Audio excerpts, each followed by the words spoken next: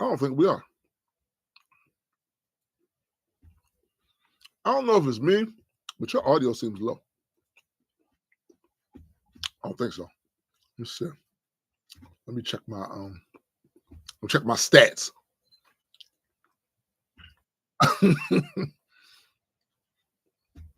Yo, why did I just see? Oh my goodness. Why did I just see the title? Jeez. Yeah. Jeez. You broke it. This can't possibly end well. Well. this can't possibly end well. All right. What are we doing? Yeah, it's a whole thing. This can't possibly end well. You'll see. She got a reputation, you know. Well, no, it's not about her. Okay. It's not about her at all. She actually has nothing to do with the story. You know she never been outside. What?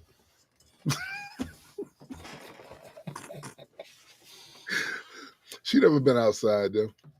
Well, I'm sure. Let's go with that. I agree. I absolutely agree. Especially not in the way that she presented early in her career. No. No.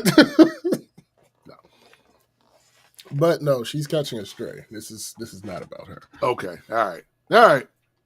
I'm about to say, because yikes. Oh no, it's just as bad though. It's not. Yeah, no. Oh. It just happens to not be her. Like, yeah, no, it's still it's just as bad. Actually, it's worse.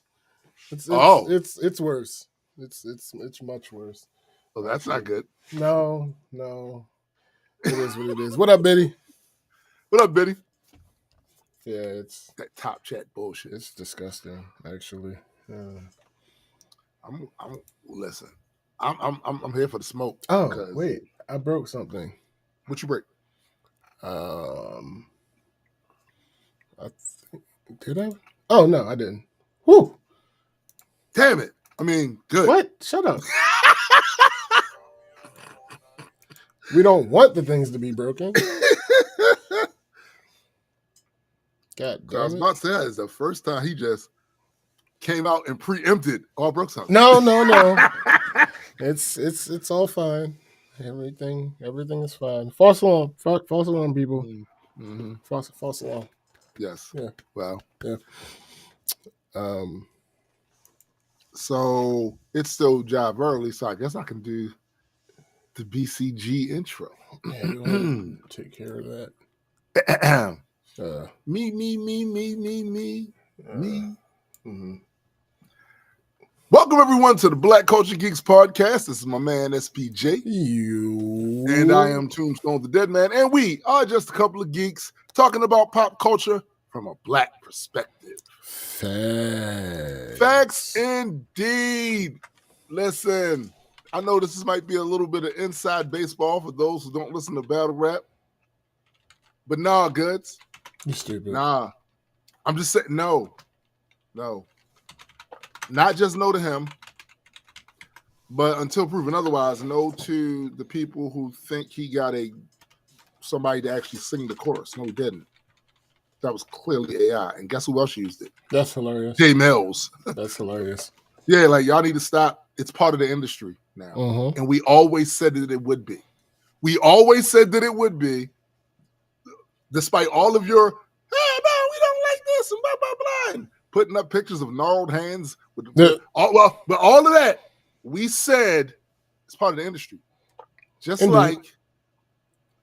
like Universal Music Group suing Udio, or they had that settlement outside where they're going to pretty much dismantle Udio. Like, it's not going to be the same of what it was. And for those of you that cheered, yay! UMG uses AI. Yeah. They're trying to protect their ownership that they feel over music, period. Yeah.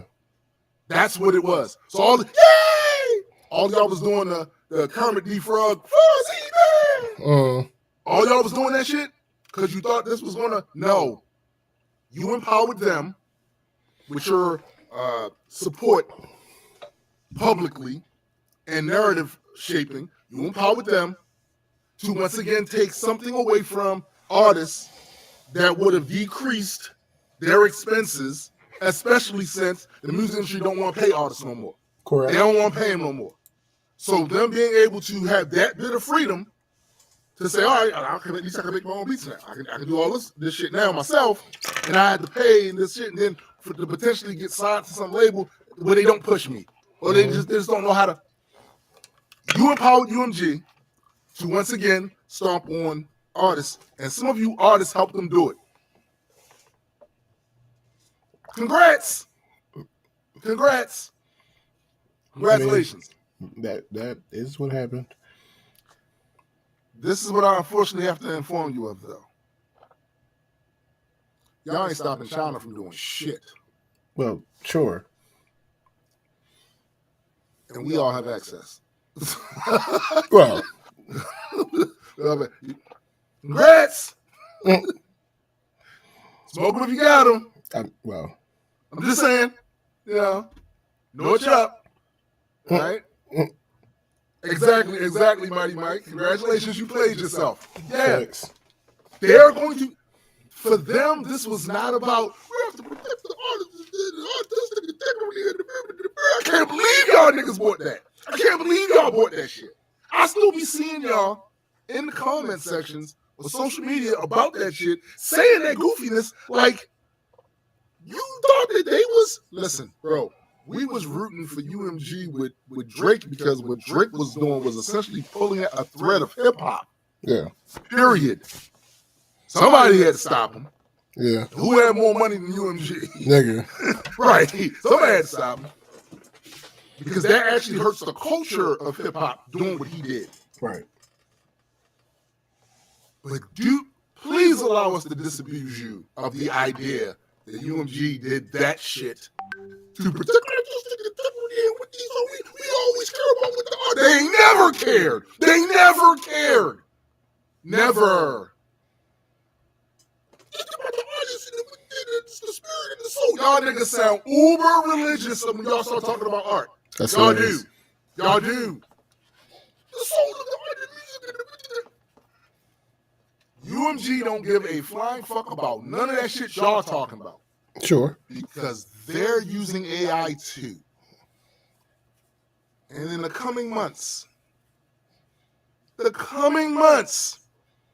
phrasing, you start seeing more signed artists with music that can be identified as, hey, that sounds like, hey, they went and they did. Released off of them. Right? What you do? Why you got echo? I don't know. I don't know. I shouldn't have no echoes. Let me see something. I don't know. All right. Yeah, so Biddy said it. Dion said it. That's interesting. Yeah, you broke it. I don't know. I ain't hit nothing. You broke it. I don't believe that's true. I don't know. Let me see something. Let me see if I can get rid of your echo. It's ridiculous. My echo will be here forever. I see. Testing, 1, 2. Testing. I think it should be fixed. All right. Maybe the echo needed to be there to illustrate, to emphasize my point that UMG doesn't give a fuck about the artistic integrity of shit. Oh, okay. They don't care. They don't care. Mike says, all I'm saying from the rock, R&B, pop areas, so many people act like the 4-chord code into a #1 or any chart hasn't been cracked for 20 plus years. Bro, will you say this again? Can we put that on a t-shirt? It's like, what the fuck? UMG doesn't care about the artistic integrity of shit. UMG does not care about black people. Oh, my bad. That Kanye shit. My bad. Listen, my listen. bad. They don't care. They don't care. So if you thought that this was a win for anybody, you were right. Yo, you heard this coon ass nigga just apologized to some rabbi? What? Yeah. About what? Everything, I guess. Oh, geez. I don't know. Bro. But ain't no apology coming to. Never mind. Whatever. Bro, but yeah, I just. It's not. I don't. Look, man. I can't. Like, if y'all not even going to fight smart, that's your man. Right? I don't know how this works. Like, that's your man. Work? Who? Oh. I don't know that, right. I don't know that nigga. I don't know that nigga. I don't know that nigga. Also, something else before we get to the main meat of this shit too. UMG doesn't give a fuck about the artistic integrity of any artist. They don't care. Yeah, no. They're trying to protect their assets. Nobody would ever make that argument in good faith, except for UMG themselves. Except for UMG, you couldn't. They're still going to use AI. Only thing you did was took the tool away from other artists. That's all you did. That's all you did. They're still going to use it. They're still going to release songs made from it. Mm-hmm. You're still going to get it. And guess what you're going to do? Because you're lemmings. If it slaps, you're going to tap. Mm. And I don't have a problem with you thinking like that. Yeah. That's been our argument from the beginning. Mm-hmm. Did you ask what kind of plugins SPJ used in his last hit song? No, because it doesn't matter. Did it slap? Yes. I mean, it matters none. The only people that care about that is other people who make music. Yes. And not even all of them. Facts. Yo, to bolster your point, still man your point even more. I was watching my man Shaka Pitt's podcast, and he has something on there where he allows people to send him music and he plays it, and people like it or they don't. They tell what they say, how they feel about it. You could tell the audience, at least in the live stream, was composed of a lot of other artists and engineers, because they was pulling out all of the often used plugins and settings from people's vocals and shit, right? Yeah. They care because they're in the industry. They do that shit. The average person don't give a fuck. If it slaps, it slaps. Y'all did not care about a single plugin I have ever used, SBJ has ever used. You didn't care because it's just a tool to get to the end result. And guess what? Some of you motherfuckers who didn't use a lick of AI still suck. Oh, nigga, yeah. You still suck. It's not really. You got a beef with AI slap, but you was cool with human slap. And when niggas like me was saying, yo, this nigga can't rap. Yo, this nigga's horrible. You just mad because why you hating? You was good with human slap. I'm just saying. Y'all motherfuckers are deteriorating any bit of love I've had for humanity that was still there. You know what I'm saying? You're deteriorating that shit by going, yeah, UMG don't give a fuck about artists, man. Why do you think they pay them the way they pay? Artists are the last paid and the least paid. Mm-hmm. They don't care. That's not going to stop. That's not going to change. If anything, it's going to get worse. Because 0.003 cents per stream. They don't give a fuck. And UMG has stock in all of that. They have ownership in all of that, shit and all of that. They don't care about that. They got you pumped up and amped up about some shit because you are in a activist mood. Right. Y'all want it, but y'all lazy, so you want to do lazy activism. I'm gonna post about it, y'all. Watch this. Watch this post I put up here about it. They know y'all in that mood. All they gotta do is hit you where it hurts. You know, your love of music, the way y'all love music. You gotta love these artists the same way you love the music. But they don't. They don't give a fuck. You know what they like to say in the music circles? They've been saying it for years. This would be a great business if it wasn't for the artists. They were saying that before AI. Sure. They were saying that before AI. they don't care. But they sure definitely will benefit from the fact that they made you care. What up, Fabo? Fabo. But anyway, I'm off my soapbox with that. Are you? Okay, one more time. No. It's fine. Fuck out of here. No, we. You know what? I'm not even going to preface or intro with words this topic. I'm just gonna play a video for you guys. Okay. Tim, I would like for you to not wow out immediately. It's coming though. Let me read. Just so you know, the crash out is coming. Let me read. If this is ass, let me get into the report before you start wilding out. In fact, I'm going to mute myself because the crash out is coming. Oh God! All right. I don't know if the audio. Yeah, it should be fine.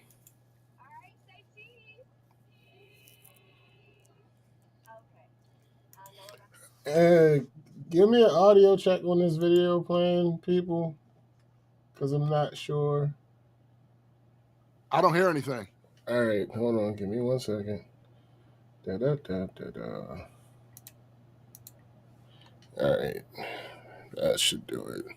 Some explaining to do. I got it. Let's start with the elephant in the room. Yes. And I'll start it over. All right, say cheese. Cheese. Okay. I know I got some explaining to do. I got it. Let's start with the elephant in the room. Yes, I'm Asian. Yes, my family's black. And yes, I've always been hard to miss. This is Coco. College is what you make it. Once you immerse yourself in the opportunities here, I'm sure that you will find W has so much to offer. I mean, too hoe or not too hoe, like. Don't forget who you are. Coco, that girl, Jackson. For a lot of people, this is hard to understand, but black culture is the only culture I know. Okay. Tiger, pride, W, you know. For every person that prejudges you, there are dozens of people that can't wait to get to know you. Yeah. That's why I chose Wright University. So I could be with people who get me. So that I can figure out who I am beyond the comfort of what's familiar.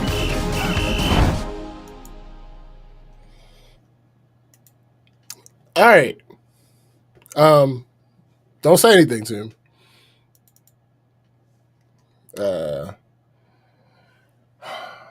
Let me get into this report. You can unmute yourself, but just don't. All right. Let me get into this report. Is it this one? Yeah. An Anatomy of a Backlash.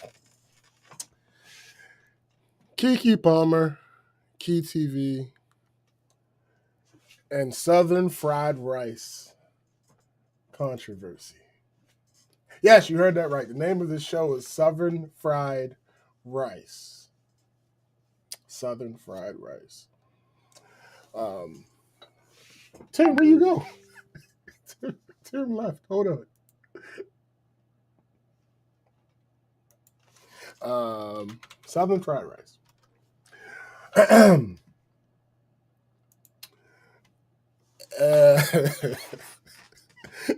The controversy. On October 22nd, 2025, Keke Palmer's digital platform, Key TV Network, premiered the comedy drama web series Southern Fried Rice. The series, created by award-winning writer Nakia Stevens. So Keke Palmer and Nakia Stevens. Okay. Was immediately met with a widespread and volatile public backlash, primarily originating from the Black community. The series' premise, which follows a Korean-American protagonist as she navigates life at a fictional, historically black college or university, HBCU, collided with a complex and politically charged cultural moment. The controversy that ensued was not a simple critique of the show's artistic quality. It was a profound political rejection of its very concept. The backlash almost immediately erupted upon the release of the show's trailer, which is what I just showed you guys, indicating that the audience's reaction was not to the show's narrative nuance, but to its premise. This premise was widely condemned as tone deaf, primarily for two interconnected reasons. Give me 1 second.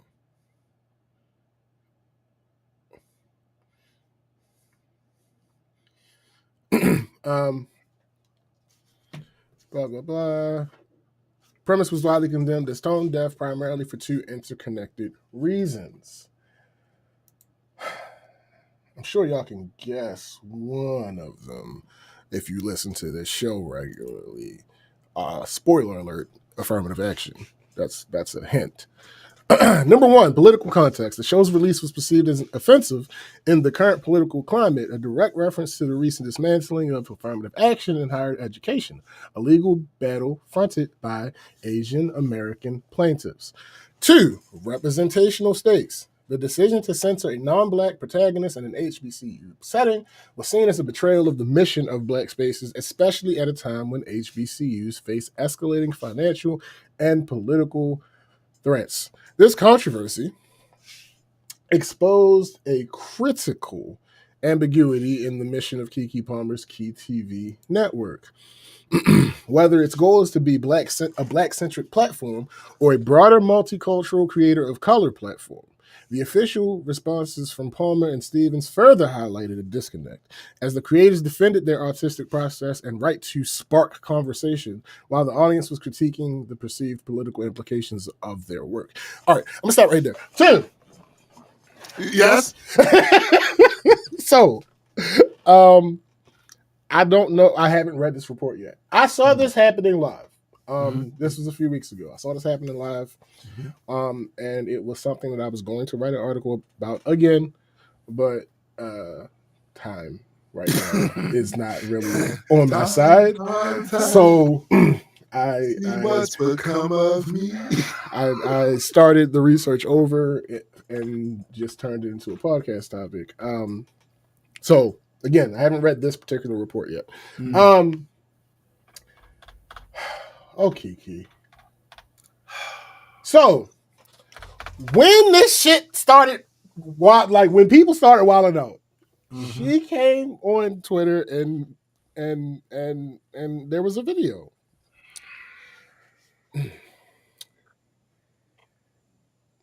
You know how when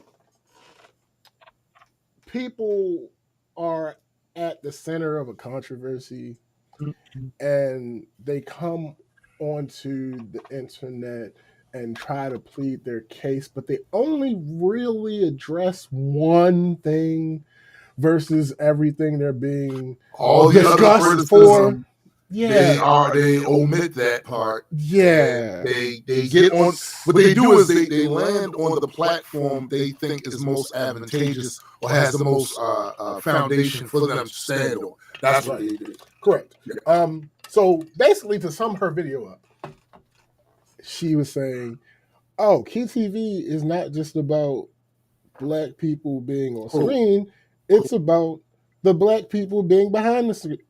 Cool. Okay. Cool. That the argument that people are making is not anti to that statement. Right.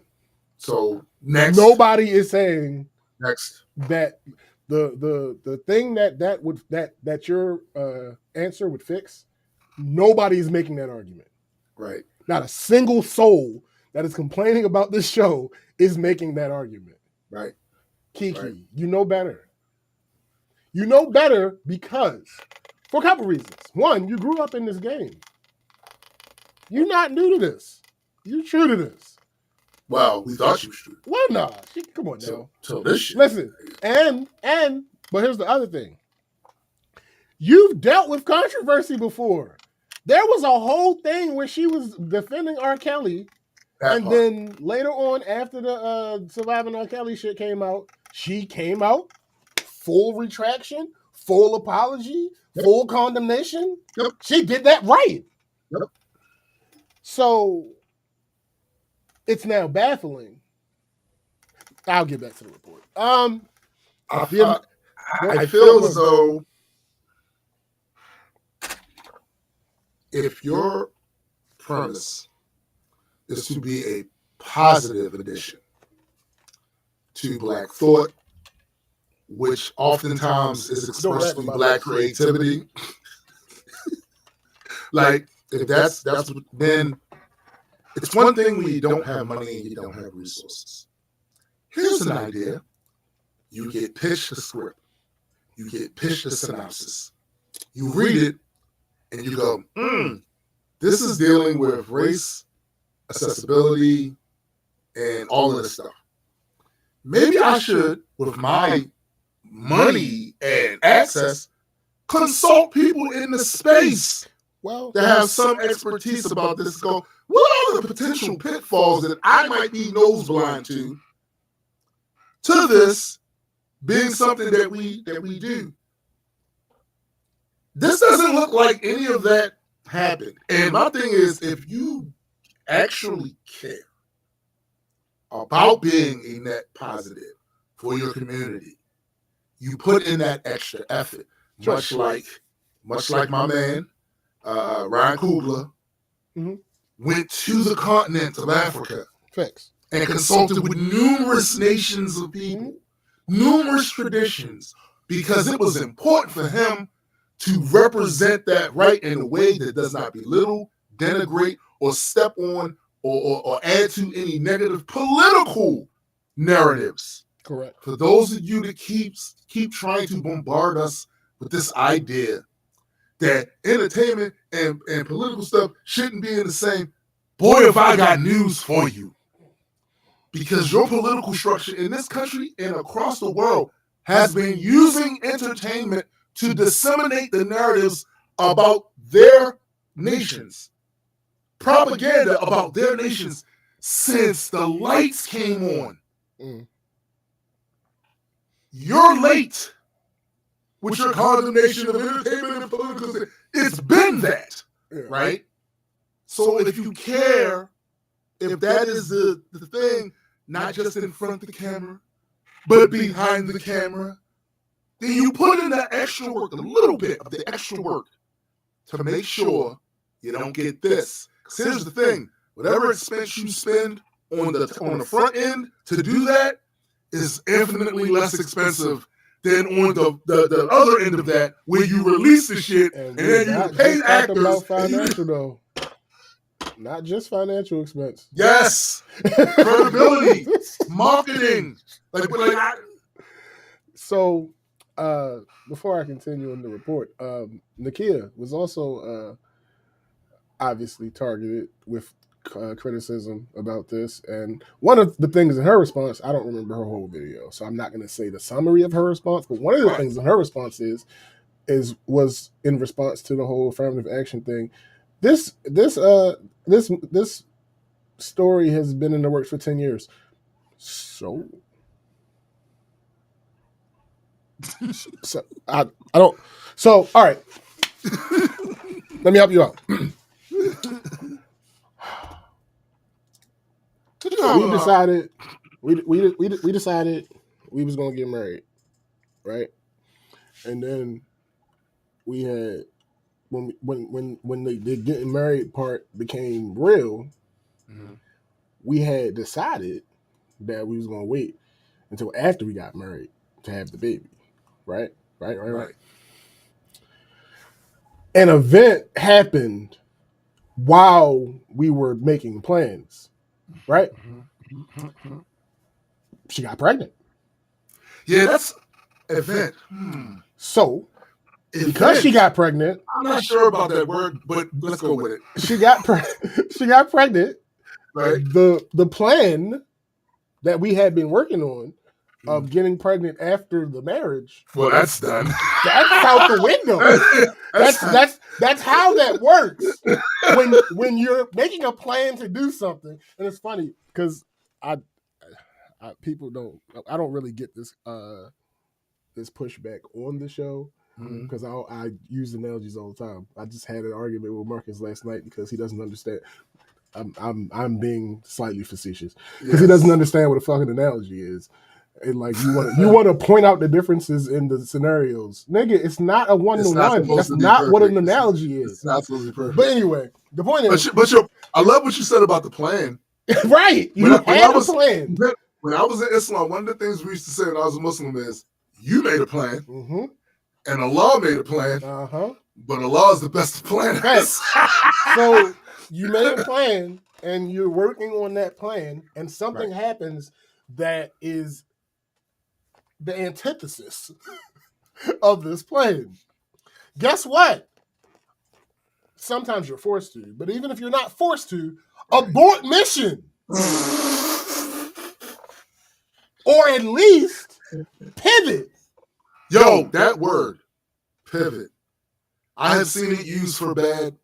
I have seen it used for good.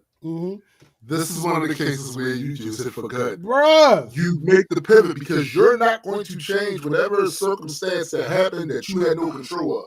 Correct. So only thing you can change is your behavior and the way you react and adjust to it.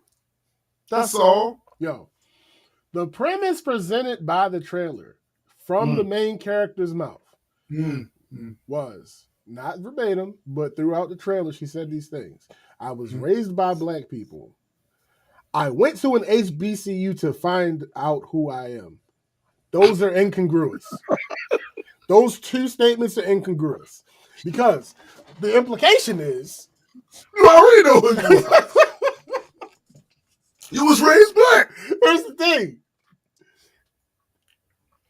The implication is I was raised one way, so I'm going to surround myself by more of this way to find out who I really am. You gotta go to a Korean school. Right. Like, that doesn't make sense. About? That makes zero sense. Anyway, back to the report.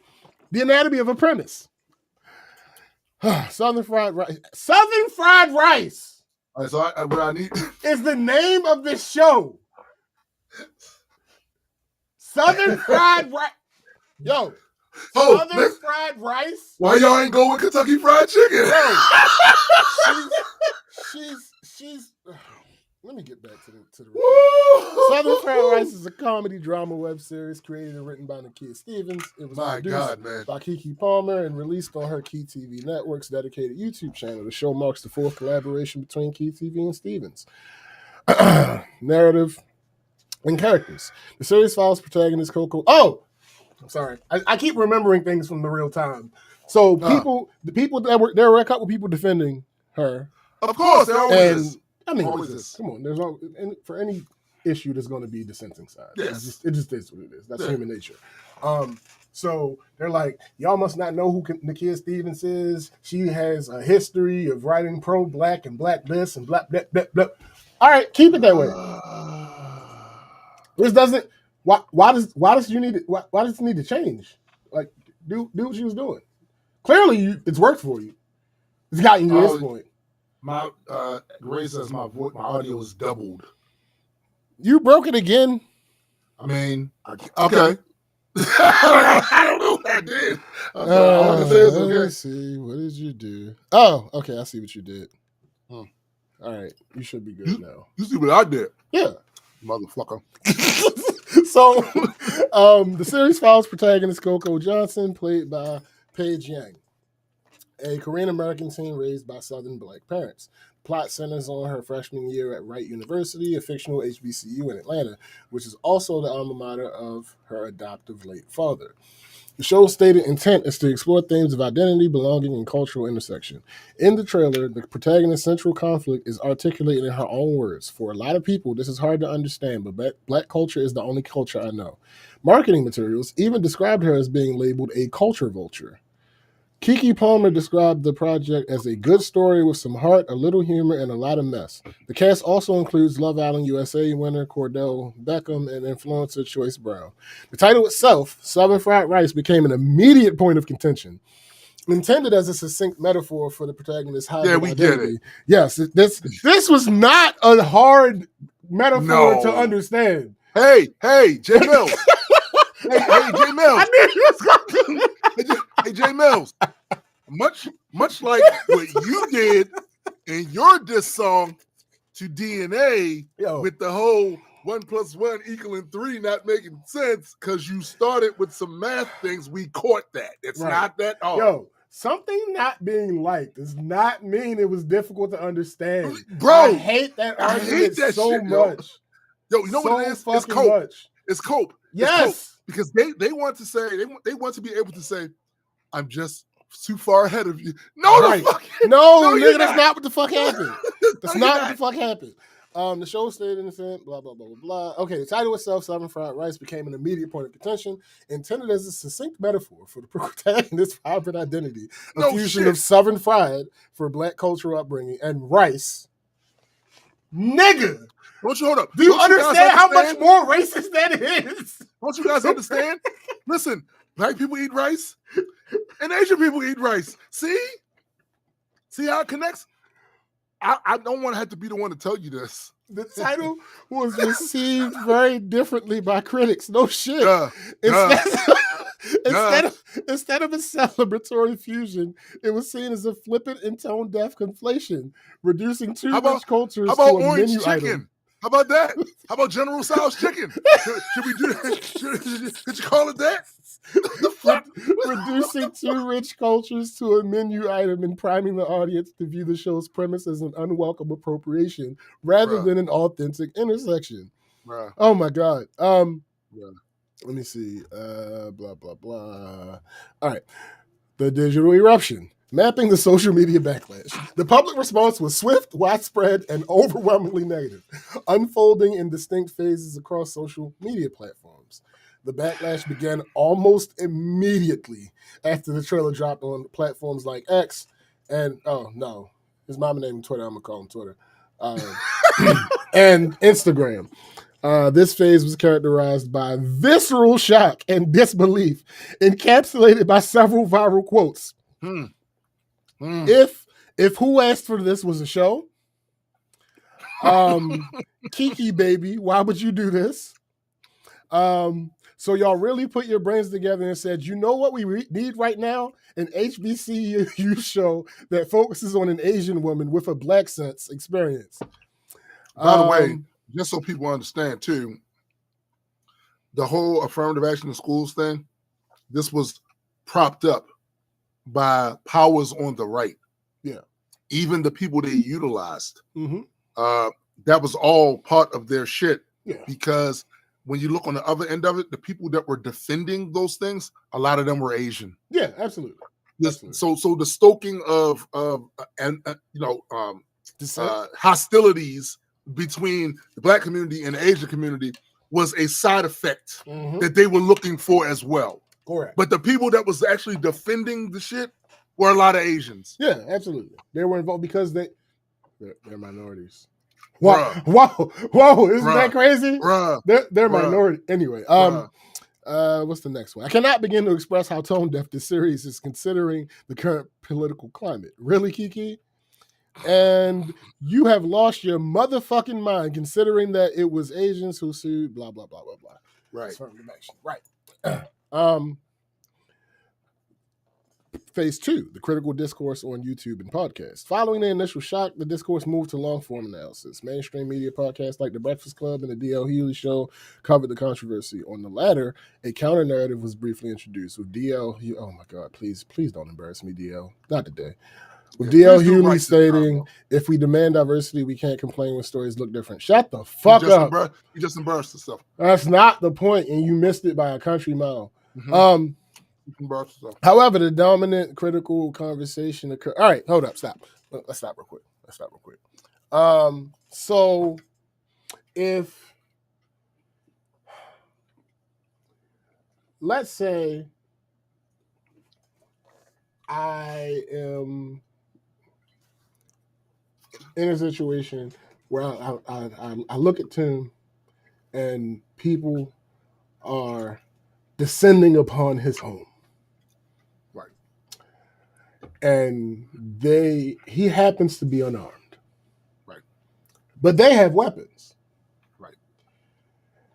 Me complaining about them bringing weapons to Tim is not in any contradiction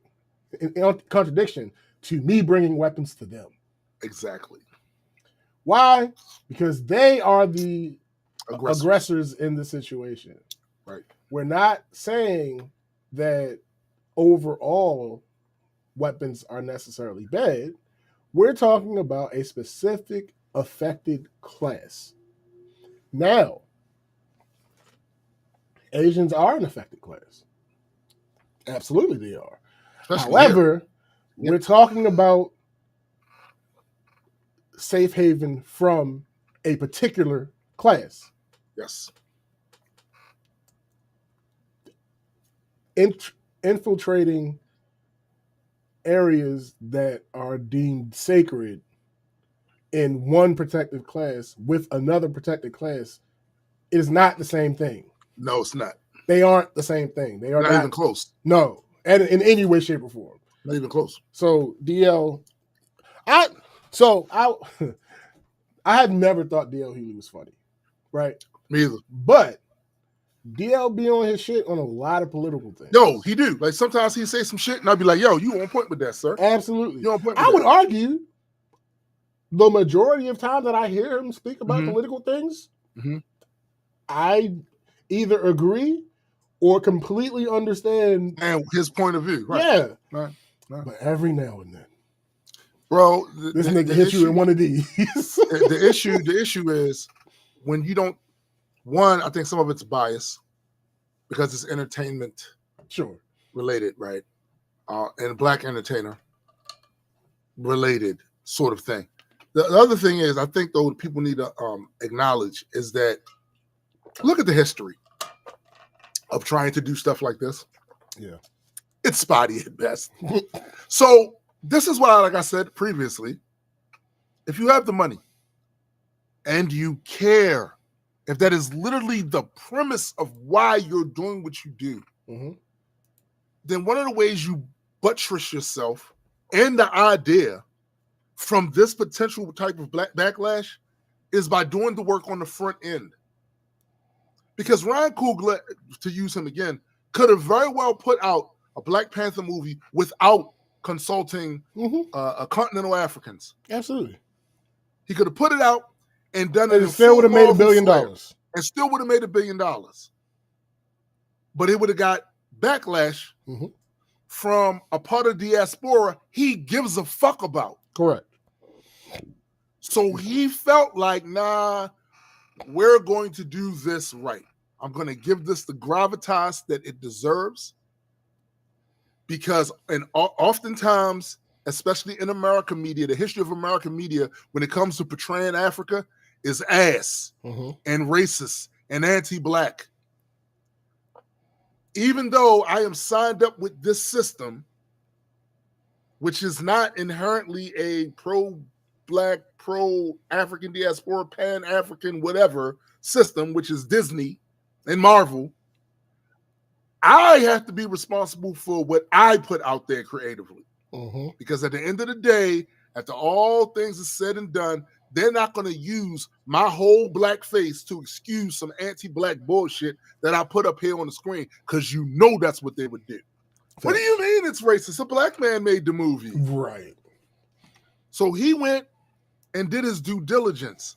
All we're saying on this end of this is, Kiki, you have access to a bunch of black scholars in that space who would have been overjoyed to have been contacted about this script. They would have done it because they care. You could have went to Bakari Sellers. There's a lot of people you could have went to. You could have went to Ta-Nehisi Coates. There's a lot of people you could have went to have them look over the synopsis of this and to hit your flag potential shit that could be a problem. Because the first thing they would have tagged was the Southern fried rice shit. That's the first thing they would have tagged. Nigga. Like, oh, what the fuck? No, this. It's a terrible name. Yeah, that's the first thing they would have tagged. Like, yeah. Yo, yeah. even if the show's premise would have been better. Yes. It's a terrible fucking name. It's terrible, bro. And to be clear, just so happens that in my life, two very important women, to me, their best friends through high school, were Korean. Mm-hmm. My sister and my wife. They're best friends all throughout high school. Mm-hmm. So we know this happens. Yeah. We know this happens. Well. How you approach it. Well, hold on. If I remember correctly, I don't know if this report brings it up or not. Okay. Her best friend is a black girl who never went to college. Oh. In a show about college. Oh. Damn.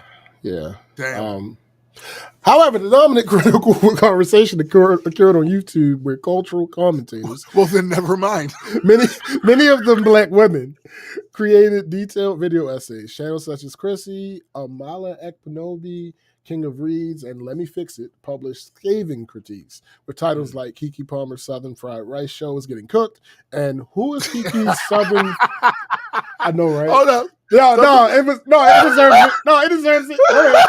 Go ahead.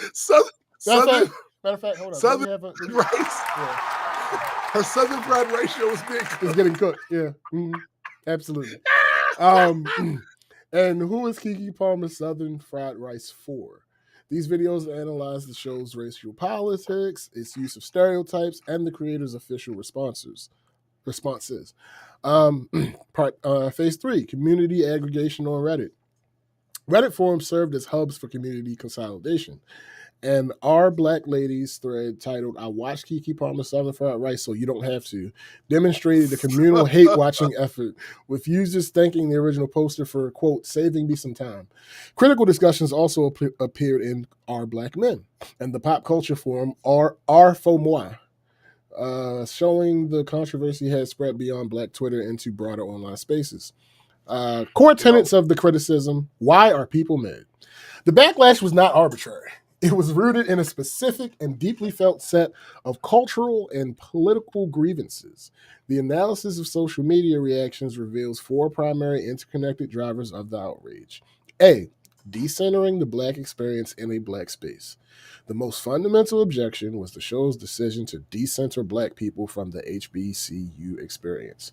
Critics argued that HBCUs are not interchangeable, diverse backdrops. They are historically Black spaces founded to expand educational opportunities for Black Americans who were systematically excluded from predominantly white institutions. Could you say that again?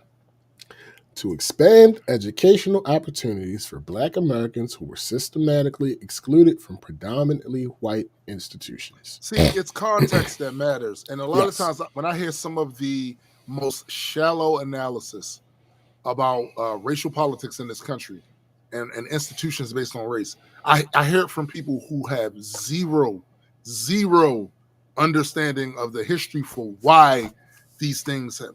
I just realized I do have an echo. I don't hear it here, but I heard it someplace else.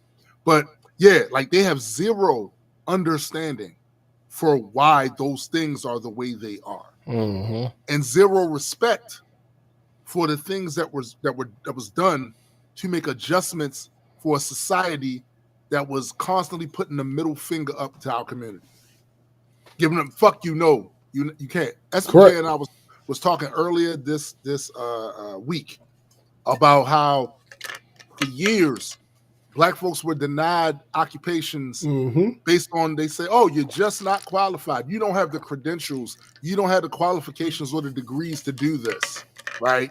For years, that was the excuse, while simultaneously making it so damn near impossible for Black people in any number to go into any of these schools to get these qualifications, these degrees. Yep. So when the day came, finally, when it opened up to allow more of us to go to some of these institutions to get these degrees and get this education and all this other stuff, and we started getting those jobs, was the first thing they did, especially when it came to Black women. They disqualified the idea of having degrees. Yep. They disqualified the idea of being an expert. They went on a whole fucking run in this country to disqualify expertise and to elevate the voices of some of, I'm going to say this politely, dumbest motherfuckers who have ever lived in their commentary about this, that, and the third that they were not qualified to speak about. Not only that, it got so far that now you have motherfuckers who are wholly unqualified in positions you need to be qualified in. High positions in politics, high positions in institutions, because all it took was President Dunning-Kruger, right, to come into the mix and start putting people in positions that didn't have the qualifications to do that. Because suddenly, qualifications don't matter. Suddenly, degrees don't matter. So just so they could tell, especially black women, just because you got the degrees don't mean you smart. Just because you got degrees don't mean you qualified. Just so they can do that after spending fucking centuries telling people, no, you can't get these jobs because you're just not qualified. You're just not smart enough. You don't have the degrees. They get the degrees, and then all of a sudden, nobody cares about degrees. Why are you so focused on degrees? Prime example, when the first time I heard this, I thought it was hyperbole, but then I thought about it, and it might actually be true. Kamala Harris was possibly the most qualified person to ever run for the presidency. If you just look at degrees, if you just look at schooling, if you look at schooling, or the job experience, yeah. Here's the thing: we all know that that's not the end all and be all. Correct. To get in there, they tried to perpetrate that it was right, and then when the potentiality presents itself, oh no, that doesn't really matter that much. It doesn't matter. That's why, like I said, man, it's inherently contradictory, and it's hard to understand until you factor in it's supposed to be. Yeah, because right. the schooling, right? She worked for every branch of the government. Yes. She was also a sitting vice president. Yes. Quite literally, there probably has never been a more qualified candidate. Bro, if old man Biden would have died doing his first, she would have been president. Right. Like, outside of a president running for re-election, I don't think you can get more qualified than what her credentials said. Yeah, but the fact that they tried to use that against her. Look, I had no problem with people saying, nah, I don't like her because of this. Sure. Nah, I don't like her because of that. There were issues there. But to try to say qualifications, no. that's rich. That's rich. That's rich. Like you're if she wasn't, then nobody was up there was. Just going off of credentials, if she wasn't, nobody else up there was. Facts. All facts. All right, back to this report. The show is perceived as using this essential and sacred Black institution as a tokenistic setting for a non-Black protagonist journey of self-discovery. The narrative choice led to the feeling that Black characters play second fiddle and are pushed to the margins in one of the few cultural spaces created explicitly for them. As one critic stated, we have a responsibility to amplify our own stories and perspectives now more than ever. Stop for a second. I want to ask you, why do you think that is? The responsibility part? Mm-hmm. To amplify our why do you think that is? Because I'm not going to say new generation, but here's the problem. There has been a fight for the young person for years. And the Charlie Kirks of the world having nothing to do with the morals of what he did. The Charlie Kirks of the world understood this and understood how to do it. Mm-hmm. He was ever present at colleges and universities because conservatives understand that the time that most people are solidified as progressives is in college. Yes. Because that's when the most extensive learning of the history of the country and all this other stuff happens in college. So when you do stuff, entertainment is entertainment, right? But at the same time, and I mean this with love, humans are idiots. Hold up. He meant that with love. I do.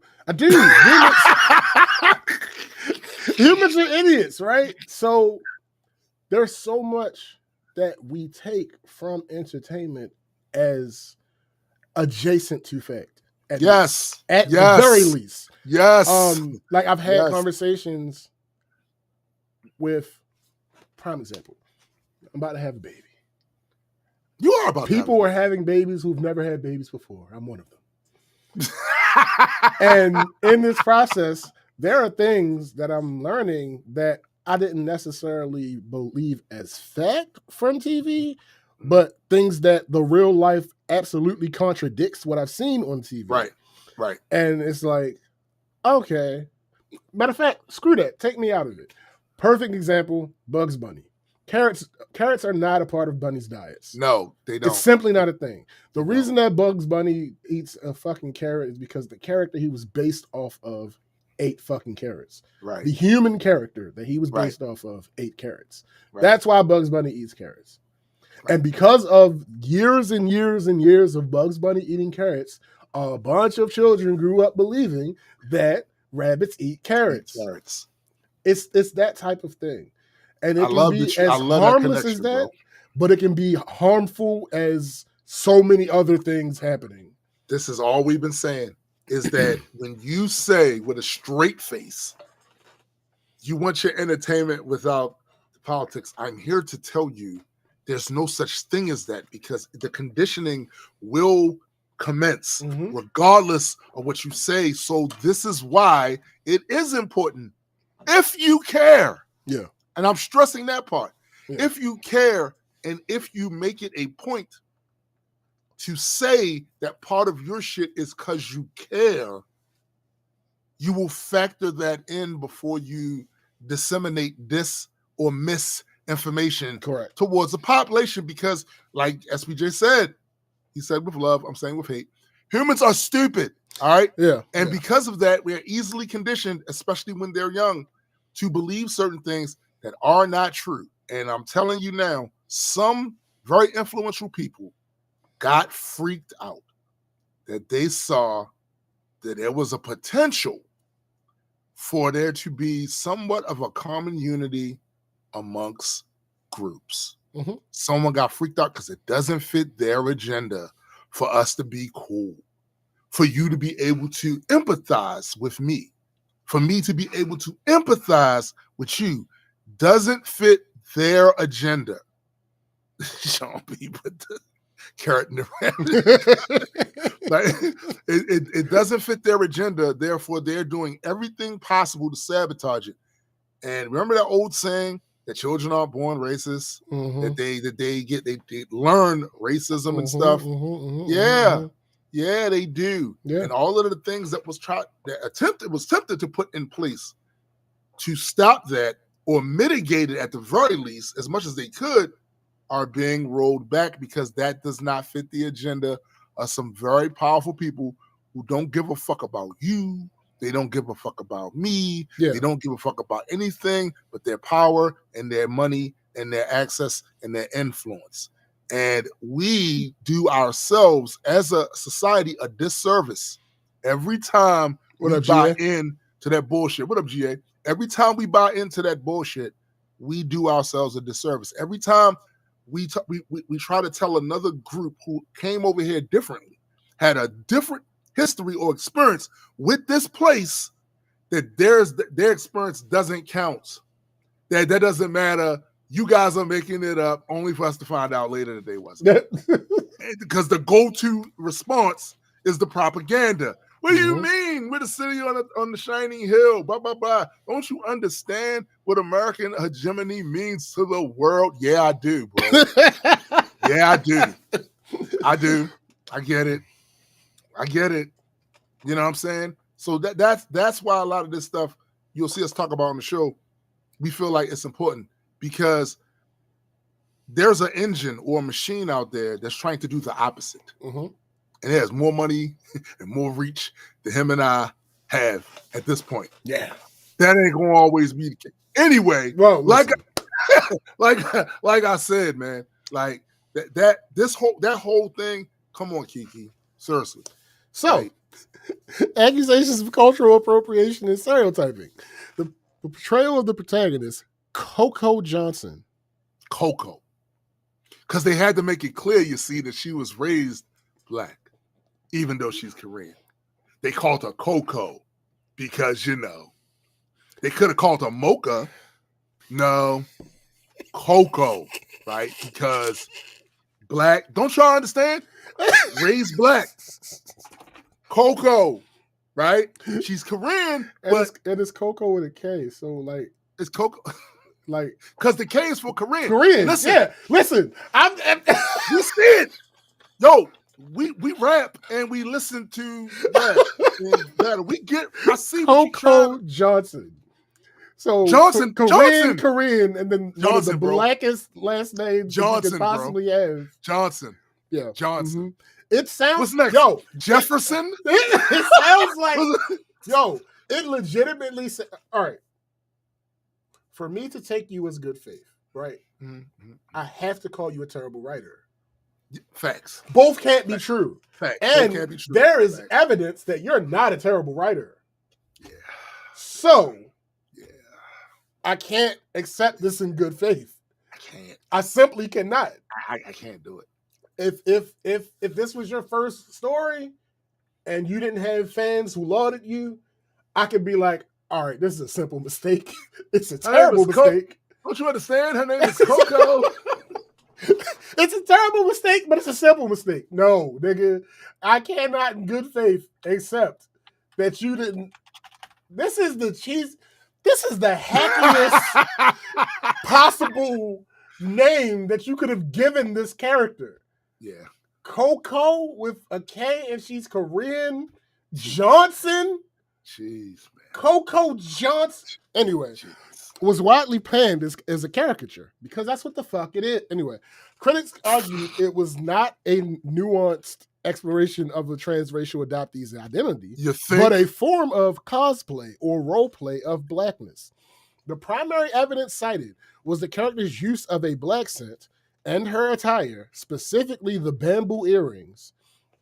This portrayal drew immediate and unfavorable comparisons to the actress Awkwafina, who has faced significant criticism for similar accusations of cultural appropriation. The criticism extended to the show's black supporting characters, who were seen as fulfilling lazy tropes. One of the most frequently cited and damaging critiques based on the trailer was not the black best friend being pregnant and staying home while the Asian friend goes off to an HBCU.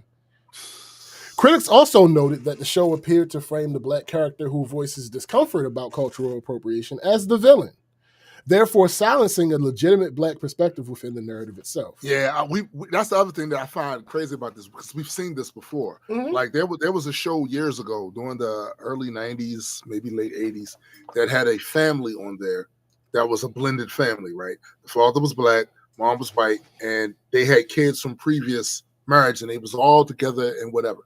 So one of the black kids' friends came over to the house and was like, oh, I didn't know your family was like this. Mind you, this is the early 90s, right? And he proceeded to give the black boy the autobiography of Malcolm X. And the way they presented him giving it to him, like he was Satan in the Garden of Eden going, hey, check this out.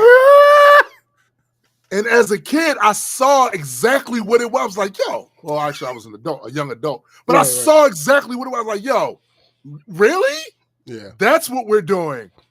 You're presenting the kid getting information about a black leader in history that he didn't know about before as somehow poisoning the well. Mm-hmm. Don't think I don't see that shit. Right? But, Awkwafina has already had those type of accusations about cosplaying before. So. Yeah. C, the political context. Part 1. The phrase current political climate, repeated by critics across all platforms, is the single most important key to understanding the backlash. The phrase is a direct reference to the 2023 Supreme Court ruling in Students for Fair Admissions versus Harvard, which effectively ended race-conscious affirmative action programs in college admissions. The backlash was unsurprising in this context. Yes, it was predictable. If anybody would have stopped and thought about this for 15 minutes, I promise you 15 minutes would have gotten you there. Instead of being worried about, I finally get to green light this project that I've been working on for a decade. If anybody would have sat down and thought for 15 minutes, I promise you would have reached it. I promise you would have reached the conclusion. Because it was predictable.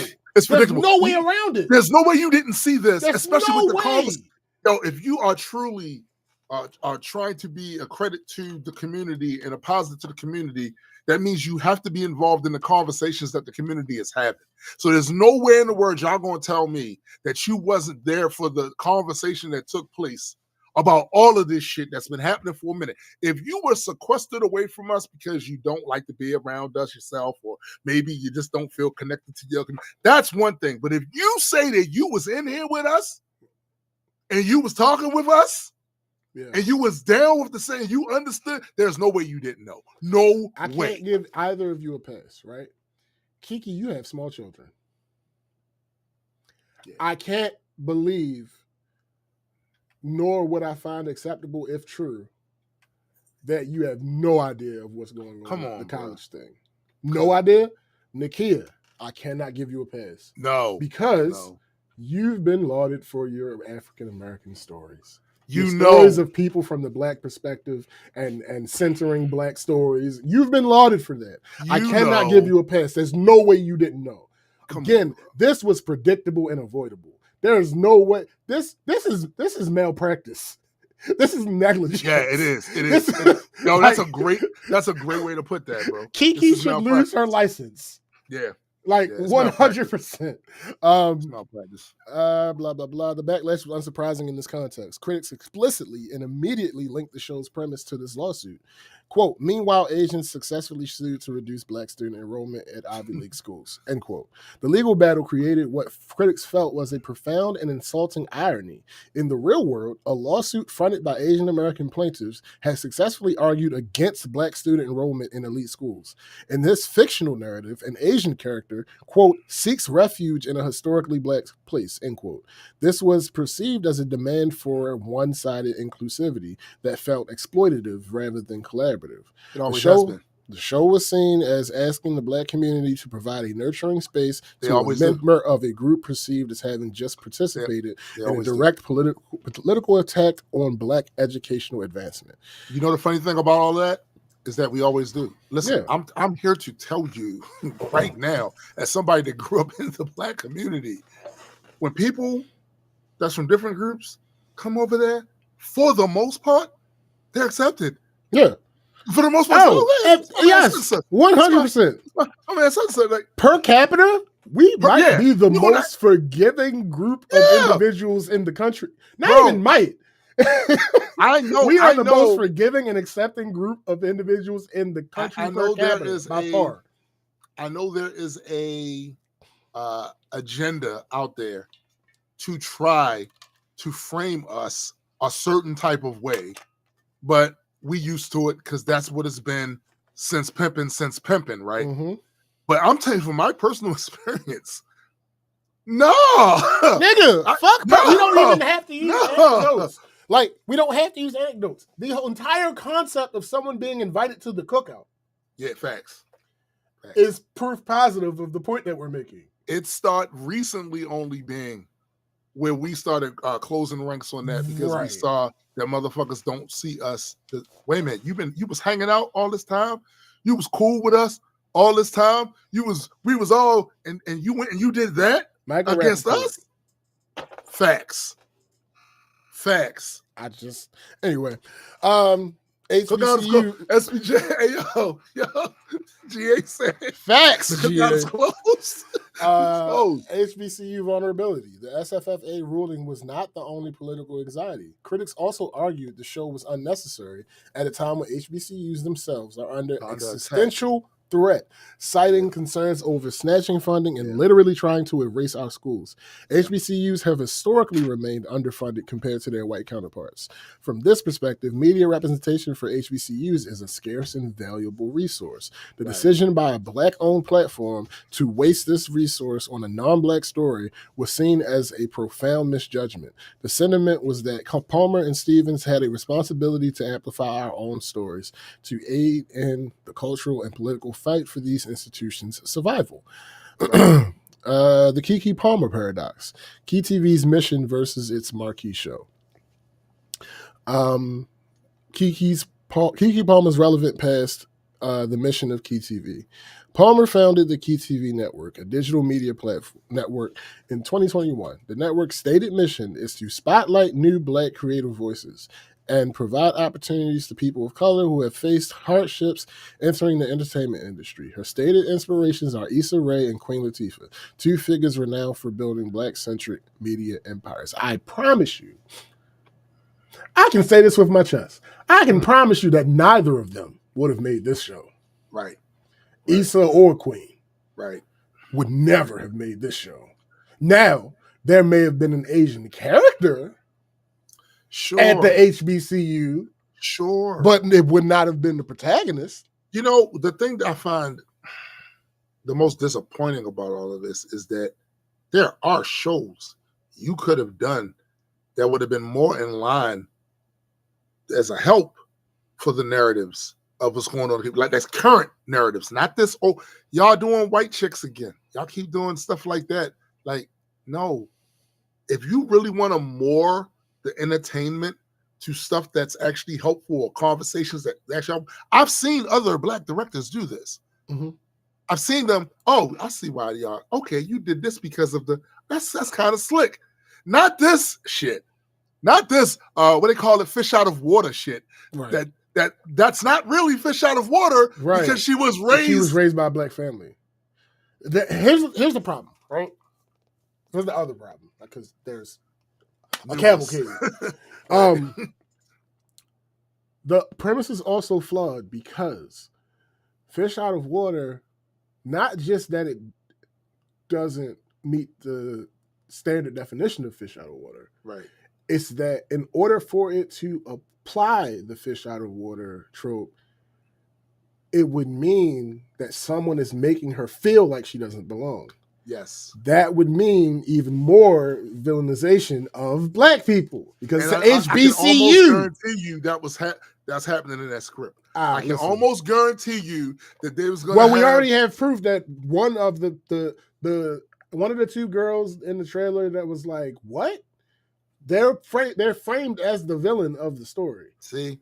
So, you know, I would have found a much better story had she gone to Korea after being raised and combated some of the stereotypes that they may have about the community. Like, hold on, I was raised around Black people. That shit y'all saying is not like no, that would have been a far more interesting story to me.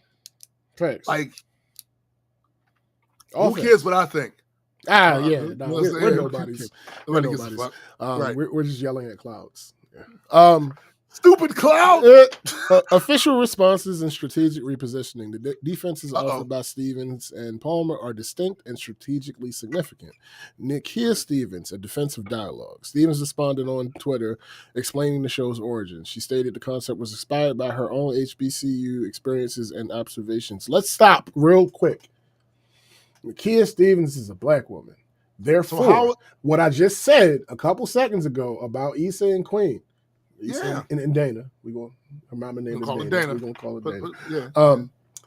Is that Miss Owens? Miss, if you nasty, that a Korean character could have absolutely been a part of it. Yes. And that would foster and fit this idea of diversity. Yes. But Nakia, you're not Korean. So how could your experience be juxtaposed on the Korean actor when you have completely different experiences with that? Correct. The only thing you can say that y'all have a connection to is you both were raised Black. That's it. That's it. own HBCU experiences and observations, and notably took 10 years and multiple iterations to develop. This 10-year timeline that's crazy. Implicitly argues the show's concept predates the 2023 SFFA ruling, attempting to decouple it from the tone-deaf political critique. She defended the show's purpose by framing the backlash as the intended outcome. My ultimate goal was to spark conversation about culture, around belonging, and around identity, and so that's what I think I've done. B, Kiki, the subjective versus support pivot. Kiki's response, delivered in a detailed Instagram video and caption, was a masterclass in brand management. Acknowledgement and detach. She acknowledged the controversial feedback, but immediately created distance between her personal brand and the show's content. While I can't speak for the inspiration of the show, etc. Defend the creator. Wait. Defend the creator. She immediately pivoted to defending the creator, Nakia Stevens, citing her dedication and Key TV's $500,000 plus investment in her. The core argument. She then reframed the entire debate with a single powerful line: "What you like is subjective, but the support of Black creatives is not." Redefine the mission. Finally, Palmer masterfully redefined Key TV's mission away from on-screen representation, the point of the criticism, and toward being the behind-the-scenes infrastructure. She wrote that Key TV's mission is to fund and support the creators of color behind the scenes. She explicitly named camera operators, costume designers, writers, directors, prop masters, and the hair and makeup union as the true site of her work. The pivot repositioned her as infrastructure builder, supporting Black people in business positions that don't always include us performing, an argument her critics could not as easily assail.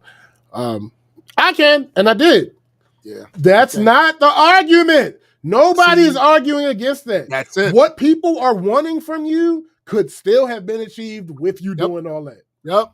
So no, that is not a direct response to the backlash. That's not what's happening. Concluding analysis: a different world for a different generation. Ha! The Southern fried rice controversy inevitably resurrected the origin story of A Different World, the most iconic HBCU set series in television history. The original premise for A Different World in '87 was envisioned as a show about a white girl's experience while attending a historically Black college. Meg Ryan was originally cast in this lead role, which was later reduced to a supporting roommate played by Marissa Tomei. The show Facts. The show only became a cultural landmark after it abandoned this white-centric premise, first by censoring Cosby Show spinoff Denise Huxtable, and later under the stewardship of Black producer Debbie Allen by beginning to tackle politics and authentic Black issues. The 2025 Southern Fried Rice controversy is a perfect historical and generational inversion of A Different World, of the A Different World origin story. In '87, a white-centric premise for a HBCU show was conceived by presumably white network executives. It was rejected internally by Black creators like Debbie Allen, who then built a Black-centric show that became an icon. The battle was internal, fought against a white-dominated industry. In 2025, a non-Black-centric premise for an HBCU show was conceived, funded, and produced by Black creators. This premise was then rejected externally by the Black audience. The backlash demonstrates a profound shift in power and expectations. In the 80s, the battle was for Black creators to gain the power to tell their own stories. The 2025 battle is a public negotiation among Black creators and audiences over the responsibility that comes with that power. In an era of acute political anxiety defined by the fall of affirmative action and threats to HBCU funding, the audience has demonstrated it will enforce a new standard of representational discipline, demanding that Black created platforms reserve Black spaces for Black stories. Listen, to that, connected to that is facts. GA sounds like she pushed the hell out of that goalpost. She did. Facts. Like what? There is a concerted effort. It's been for a while. Once motherfuckers started to realize, oh hey, education does make people powerful. Oh yeah, education does make people able to defend themselves rhetorically as well as in the other way. Oh yeah. Well, then we don't want them doing that. We liked it better when they couldn't do that, right? We liked it better. Hold on, this is not. Listen, they were cattle. They were cattle. Remember, we said that they couldn't. Yeah, no amount of schooling is going to make a cow do. But No, human, right? So you can't be superior if you are going out of your way to build obstacles to keep the inferior people from succeeding. You wouldn't need to do that. There's no need to do that. Right? Correct. So you know what this is, the attack on HBCUs. You know what it is, all of the things that, by the way, what people fail to understand is if you're a specific dominant demographic, I don't care who you are, what country, whatever, if you're a dominant demographic who basically was given the red carpet treatment to access to public services and funding and grants and shit like that, of course your shit gonna be lit after a couple of centuries. You're still gonna have poverty because large group of people, right? Large group of people. But yeah, of course. The ones that didn't have access to that shit though, and was denied access to it for years, centuries even, they're gonna have issues in their community.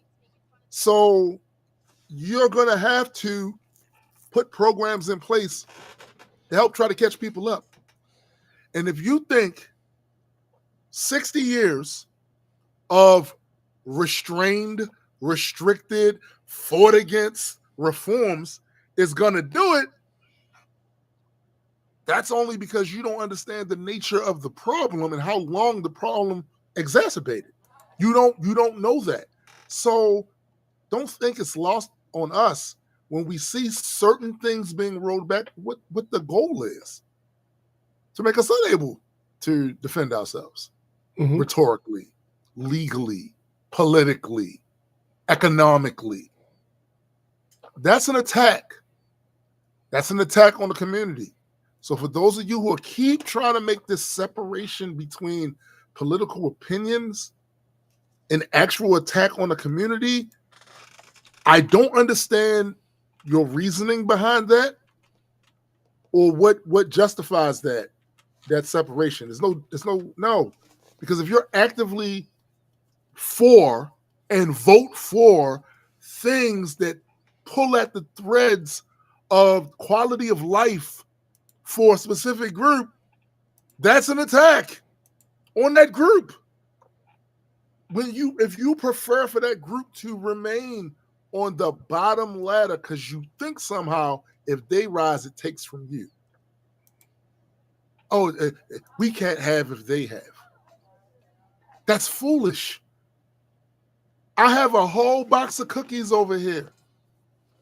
I have enough cookies right here in this box for at least 20 of us.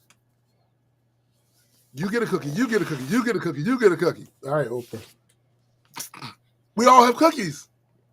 And they're delicious. Now, what you do with your cookie might not be what I do with mine. I might get some milk and I might, scarf it down, or I might just bake a piece of it. This is good.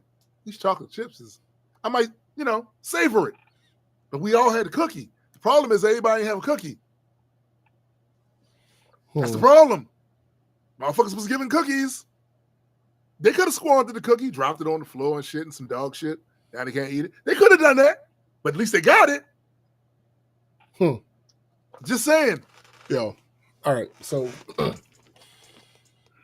what did this all amount to, right? Because LG said, can we afford the taxes on those cookies, Oprah? No. No. I would argue the answer is no, especially in this climate. Right. What did this all amount to? So I went to Kiki's channel just now to look, look around, see what's happening. So the first thing I did was I went to the videos list. Okay. And I looked at views. Right? Let me just go through some of this.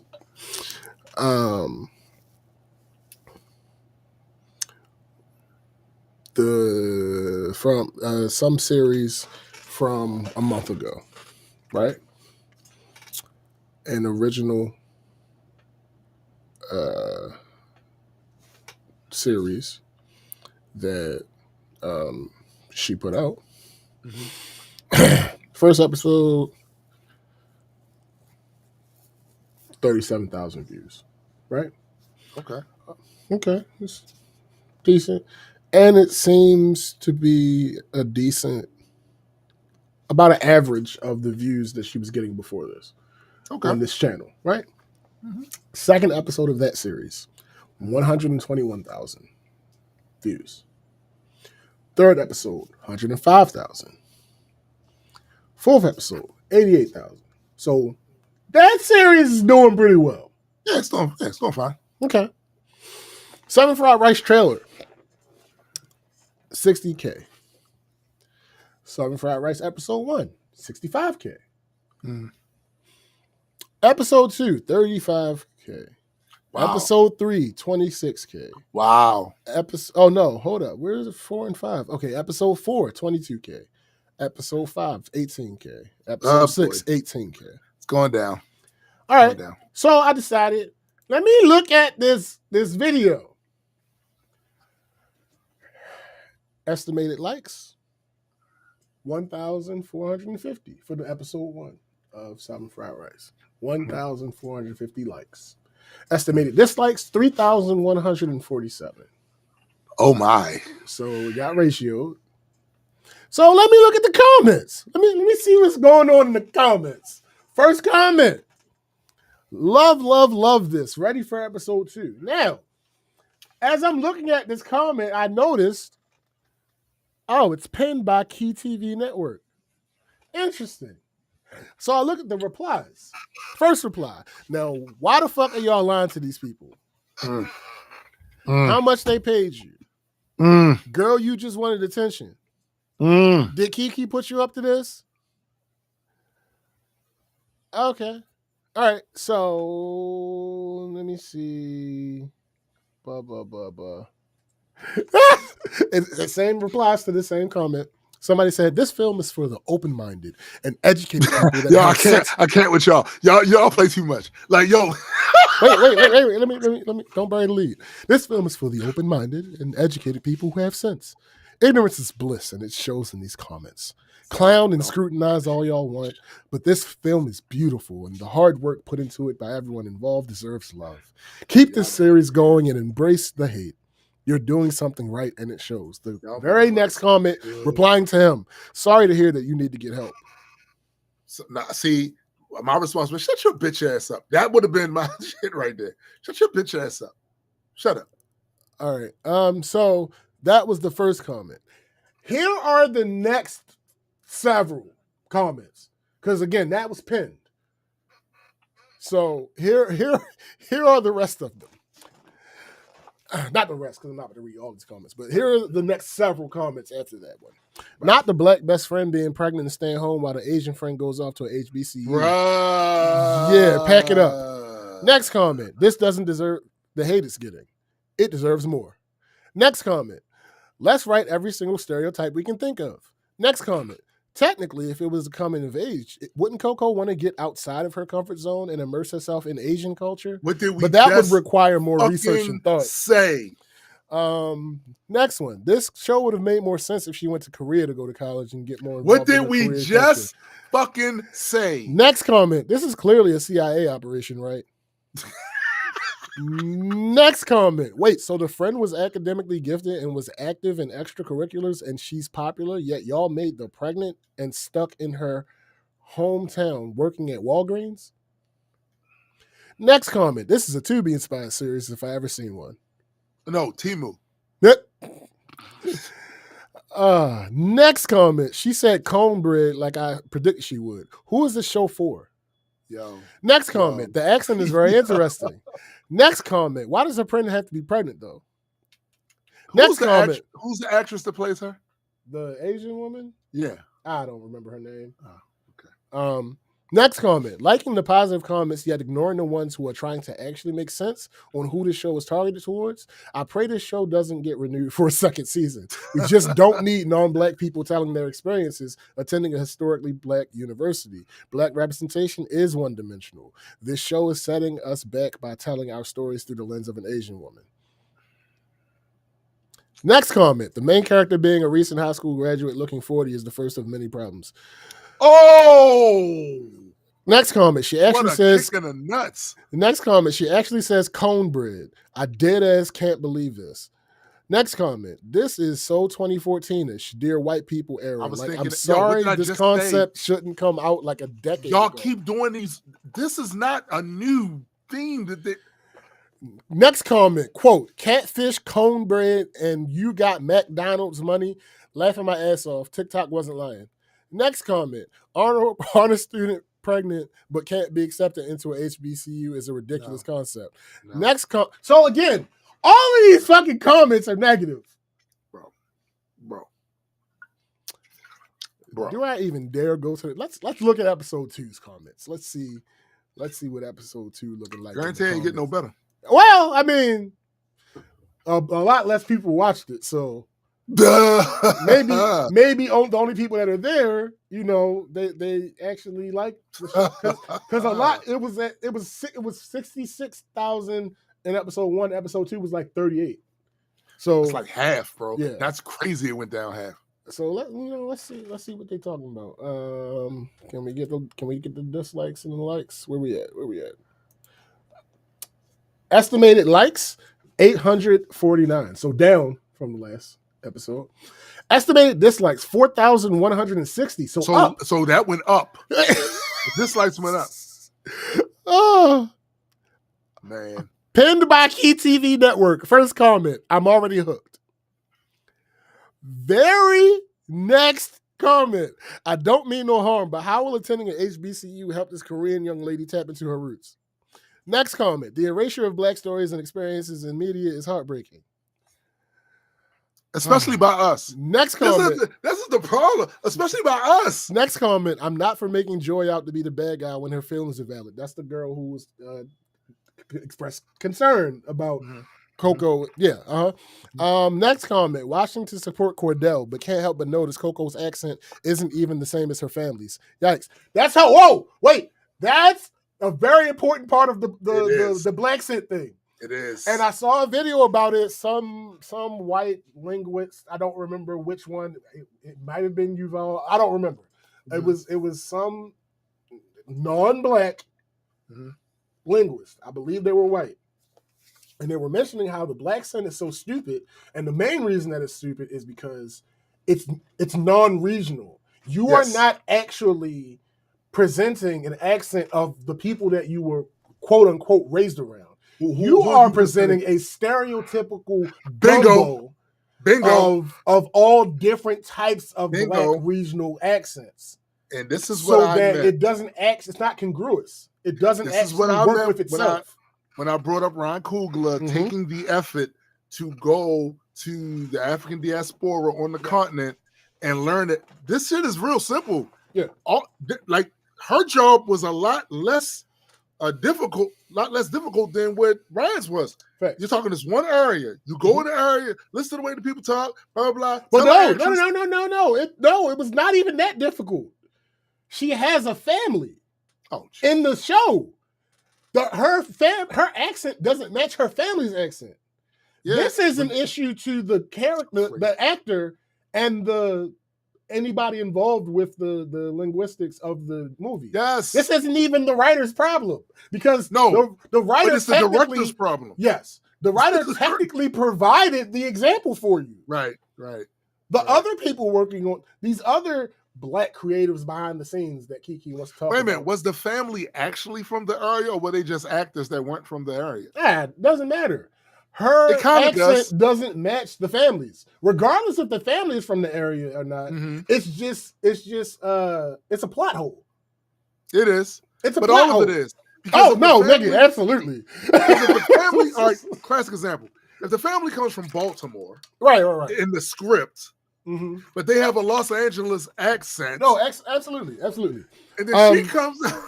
Like listen, it's just crazy. Your expectations and everything is off. If you were, that's the other problem. Two other problems with this, right? So, nature versus nurture.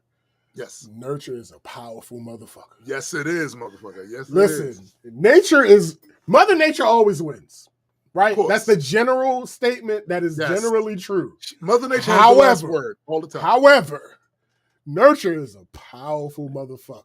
Yeah. you have lions that are full grown that think they house cats. Yeah, facts. It's a real thing. Facts. And it is Mother Nature is quote unquote undefeated.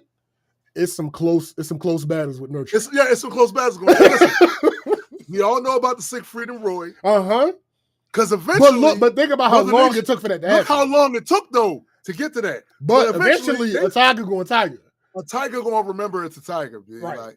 Right. All this time I thought I was a tabby. All this time I thought I was a Siamese. Nope. Turns out I'm a tiger. Yo, so that's one side of it. But another problem. Also, the smarter the animal, the smarter the animal, the more nurture has the effect. Sure. The smarter. Because I see it with humans. Absolutely. Humans is supposed to be the smartest animals on this planet. And I see the nurture shit with y'all motherfuckers. It's strong, B. It'll have y'all denying nature. Yeah. The other thing about this is people will have criticisms of a work, and oftentimes people who want to defend the work will use the universe of the work as a defense. 9 times out of 10, that's right. 9 times out of 10, that's the proper thing to do. However, that 1 time out of 10 is people discounting the fact that the writers chose to write it this way. Yeah. It was a choice. Yeah. The writer isn't a slave to a universe that doesn't exist. True. The writer is a slave to a universe that they created. Yeah. So the rules you put in that universe. Right. You did that. That was not some arbitrary or immaculate thing that was bestowed upon you. The moment you go contrary to the stuff you chose and establish to an audience, it's going to look weird. It's like if you see generally a fish flying, that goes contrary to what we know about the rules of this place. Yep. So it's going to look odd. The same thing happens in your story. If you're writing a story where you've established these rules for that universe, and all of a sudden you do something without explanation that goes contrary to what the rules you established, immediately it's going to get flagged. Immediately. Well, what the fuck? That's not what you said. How about how? That part. Yeah. Let me, because now I'm curious. Let me go to episode 3. Because this something like episode 3 is probably ass. Her or whoever's in charge of the channel, because just because it's Kiki's channel does not mean that she's the one that's operating it. That's true. I want to see if this trend continues of one, the pinned comment being a positive one and every single other one being negative, and 2, the amounts of dislikes. So I'm gonna do episode 3 and 4, and I'm gonna leave it alone because I'm tired of opening these and putting it on my watch history. All right, so this is episode 3. Estimated likes, half at 453. Estimated dislikes isn't going up; it's going down. But again, the views, maybe because less people watching it. Yeah, the views went down to like 26K. So the estimated dislikes is 1,268. Okay, it stopped. There is no pinned comment. And the comments are, this is so bad I can't look away. This is so ass I can't help but watch another episode. Hate how they made the only dark-skinned plus-size character the bad guy. I don't like how this show leans into stereotypes. The black sense faded at least. The bonnet is sending me waitlisted with a full scholarship from where? Cornbread head ass. I don't care for the plot so far, but shout out to the actors. The times they mentioned Walgreens, is that the sponsor? These are some these are some weird, unrealistic scenarios. Dorm buildings have common rooms, and there's a bunch of spaces where people will do group projects. That's not their dorm, like the library or even classrooms or cafes. Why would she bring others into her room for a group project in the first place? Yeah. All right, and the last one. Oh shit! Episode 4, 22,000 views, and again, no pinned comment. A couple of the comments, shocker! All the black men on campus are fawning over her. Yeah, of course they did that. This shit is so crazy, bro. Like every fucking fucked up stereotype that they could think to toss into this shit, they tossed in it. Why is the lighting so bad? It's like they only want Coco to be in focus all the time. Yikes. Because that's a thing that you would know if you had anything to do with photography and videography, is that different skin tones have to be lit differently. Yeah. And if your main character is for color science purposes, a drop of milk in a sea of Oreo cookies, just the wafers, not the cream, then the lighting is going to be off because you have to light for the main character.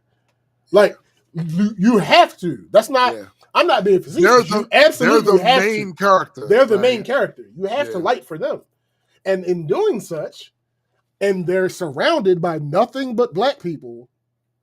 Yeah, that's going to be a problem on the photography side. But what do I know? I don't have any experience with photography. Excuse me, sir. You shot a couple of commercials. And, okay. Yeah. Reading is what now? Fundamental. Oh, sorry. She said, wait, she better not have. Hold up, yo. No! So somebody botched the word fundamental. And of course, it's one of the black characters because there are only black characters except for Coco. Oh, my bad. No, yo. No.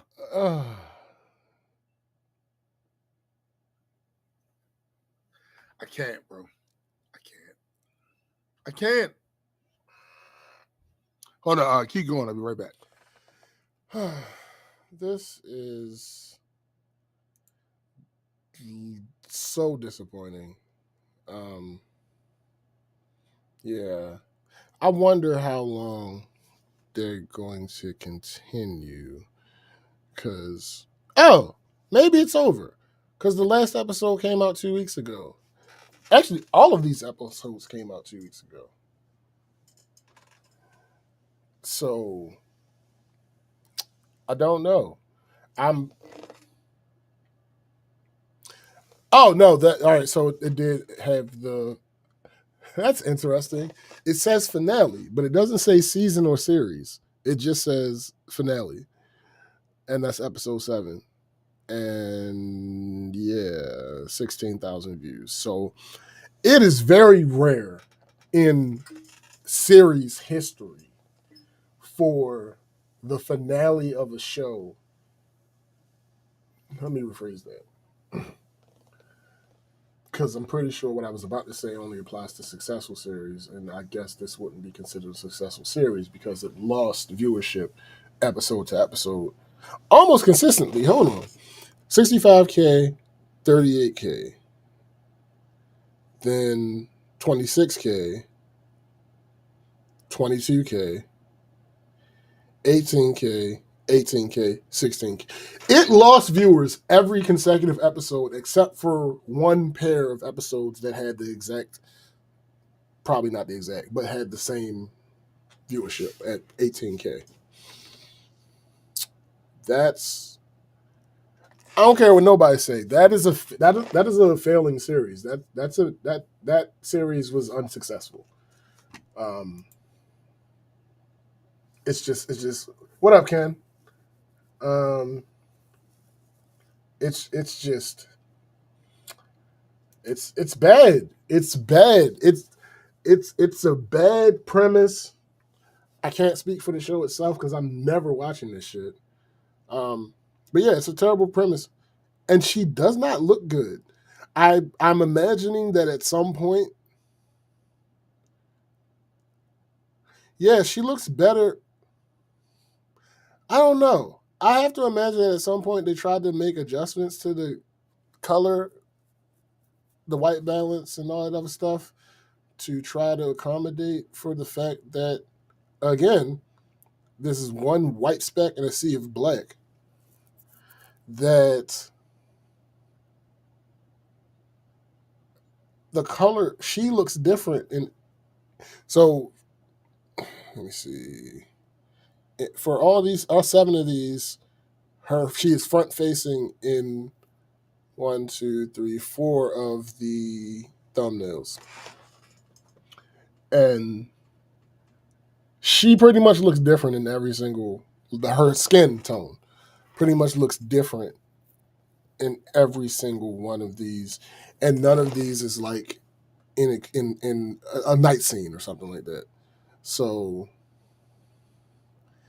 and then of course one of the thumbnails features the fat black woman who has an issue with her being at a HBCU, who is framed as the villain. Yikes. This is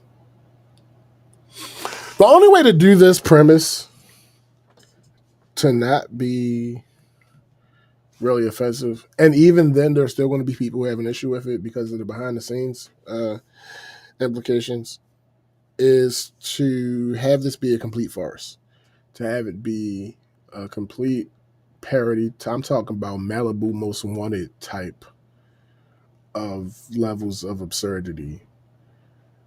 The addition of a dramatic element makes this so this is something that should never have been greenlit. I get,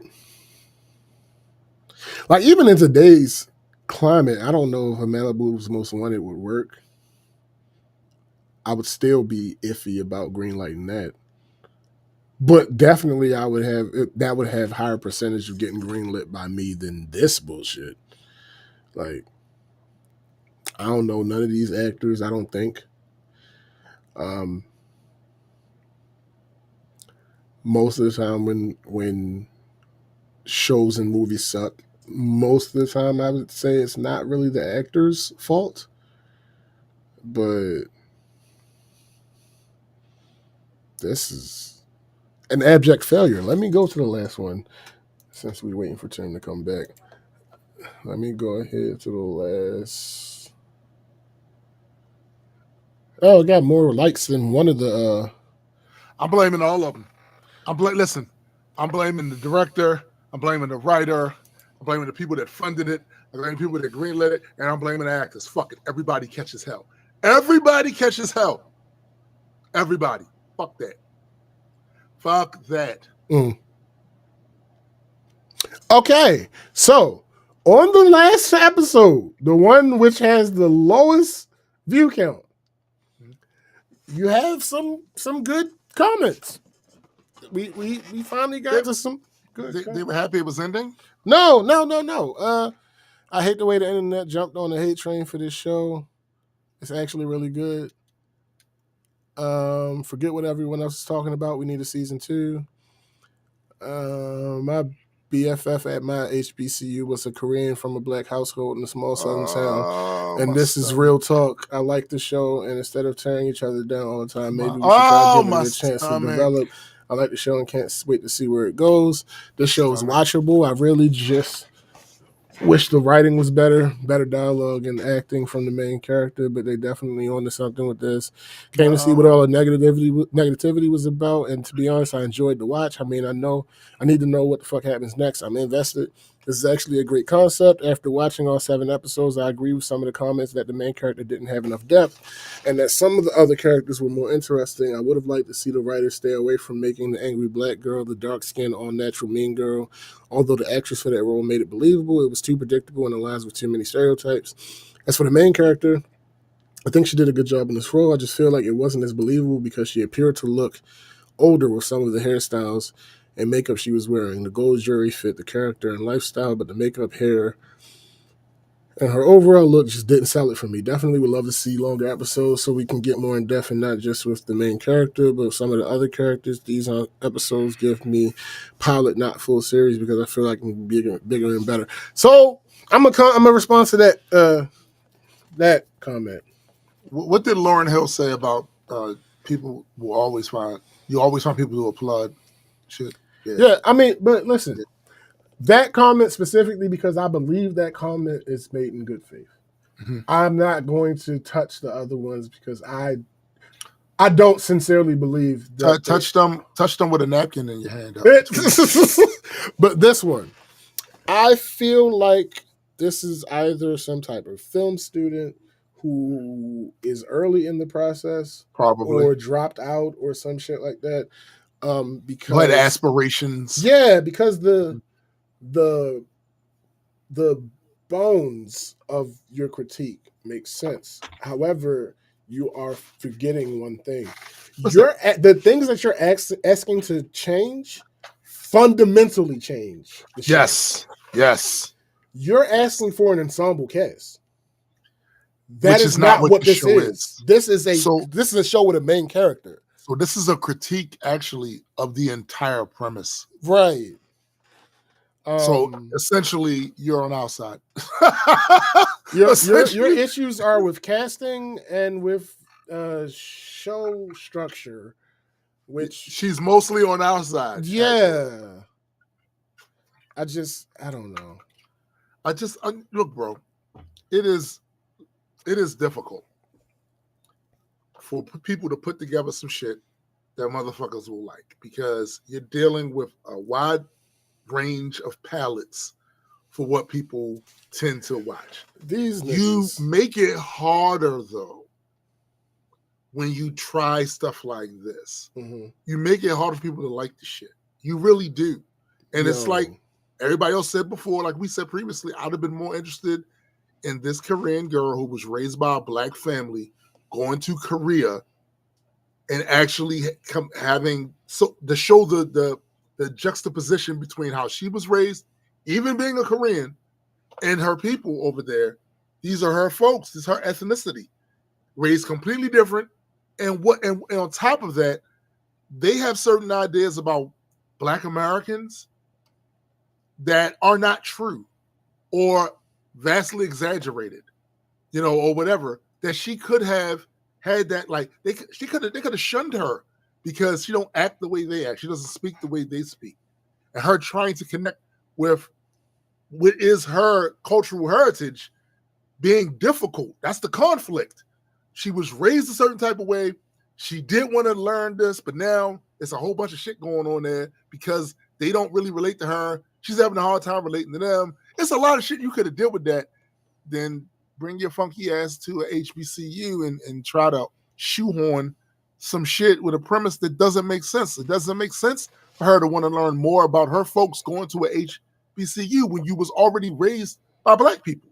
Like, it doesn't make, and then on top of that, you layered shit that motherfuckers are gonna find offensive. The fat black girl with the bad attitude, the best friend got pregnant and was smart and all that stuff, but she couldn't get into the HBCU. Yo, you're layering it with shit that's ass. How did you not know this was going to be the response?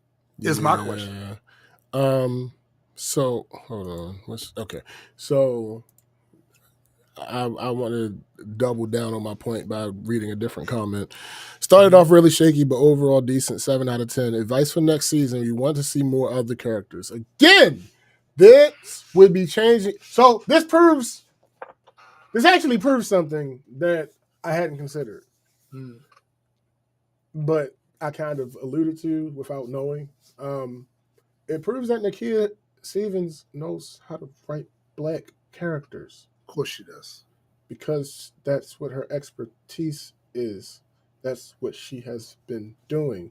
And for the people to overwhelmingly be saying, I wish there was more focus on the other characters, she should take that as a slap in the fucking face. Not a slap in the face. Not a slap in the face. As a genuine critique that proves that her experiment was incorrect.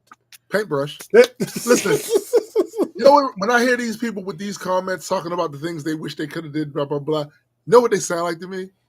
They sound like Star-Lord in the Infinity movie where he says to Iron Man, your plan is cool, except it sucks. Right? How about you let me come up with a plan? Because then it'd be really good. That's literally what they're saying right there. I like your plan, except for the fact that it sucks. That's what they're saying. I like the show, except for the fact that it sucks because you didn't do this. You're attacking the general premise of the show, which means you're saying, I wanted a different show. This would be great if this was a different show. That's what they're saying. This would be great if this was a different show. Mm-hmm. So no. And by the way, you always gonna have some chuckleheads that are going to be contrarian and go against what the mass sentiment is, especially in our community. I got to be honest with you, because there's motherfuckers in our community, seriously, that are waiting with bated breath to defend the indefensible if it goes against Black thought, general Black consensus. They're waiting for that shit. I've seen it in my own family. Oh, y'all think that? That's not. Gee, what a surprise. You went against everybody else. That's never happened before. Like, I see these people all the time. Well, less now in person, more now online. You know, that's why you have the Black folks out there defending Charlie Kirk's words, right? Mm-hmm. These people exist. They exist. They're going to take every legitimate critique about the premise of the show and the execution of it, and say it's just, they're going to say with their whole black faces, Black people now, y'all just don't get it. I see it happen all the time. I'm not like you guys. I'm one of the good ones. I'm one of the good ones. Yeah. Fuck out of here. Yeah. Do better. So this nigga that writes about HBCUs is talking about the controversy being overblown because the show isn't about HBCU life. Yeah, you only use it as a setting. Like, come on, bro. Come on. What's it about? Because what it seems to me is, if I start capturing all the data points about the show, you're a Korean girl who was raised, according to the premise, Black, with a Black family, which means you were within the Black community. You went to a HBCU, which, even though it does allow other people to go there that aren't Black, the predominantly of the population there is Black. But here's somebody here to tell us how it really wasn't about. Come on, man. That was just window dressing. Nah. Yeah. Nah. I shouldn't be able to pull all those data points if what they're saying is true. That should be all ancillary stuff. And yet all of it is basically core essential shit that makes the show what it is, to the point of them having the fat, Black, angry, stereotypical woman, and having all the Black guys ignore all the beautiful Black women that's there the whole time, and all of a sudden they lose their shit over this one person that isn't Black that comes in there. Right. I've seen this before. Bro, this is Tarzan. Y'all gonna stop making Tarzan for real. Mm-hmm. Seriously. Y'all gotta stop making Tarzan. Seriously. That's what this is. Tarzan in real life would have got bit by a mosquito and died of malaria the first week. But he becomes king of the jungle because he's the other in this place. He's stronger and faster than all the other Black Africans on there that was born there, native there to the place. Stronger, faster, beat everybody up, can speak to the animals, can do all of that shit. Y'all keep making Tarzan, man. Yeah, facts. All right, enough of this. Week in review. All right, cool. I can start this. So guess who had another issue with the dryer? Robert Pattinson. Yes. But also me. Oh. So apparently, and I didn't actually, I wasn't the one that caught it. My wife caught it. She comes out of the room. She says, "Hey, the wall behind the dryer has all this lint and stuff all on the wall." And I said, that's not good, but this is a new dryer.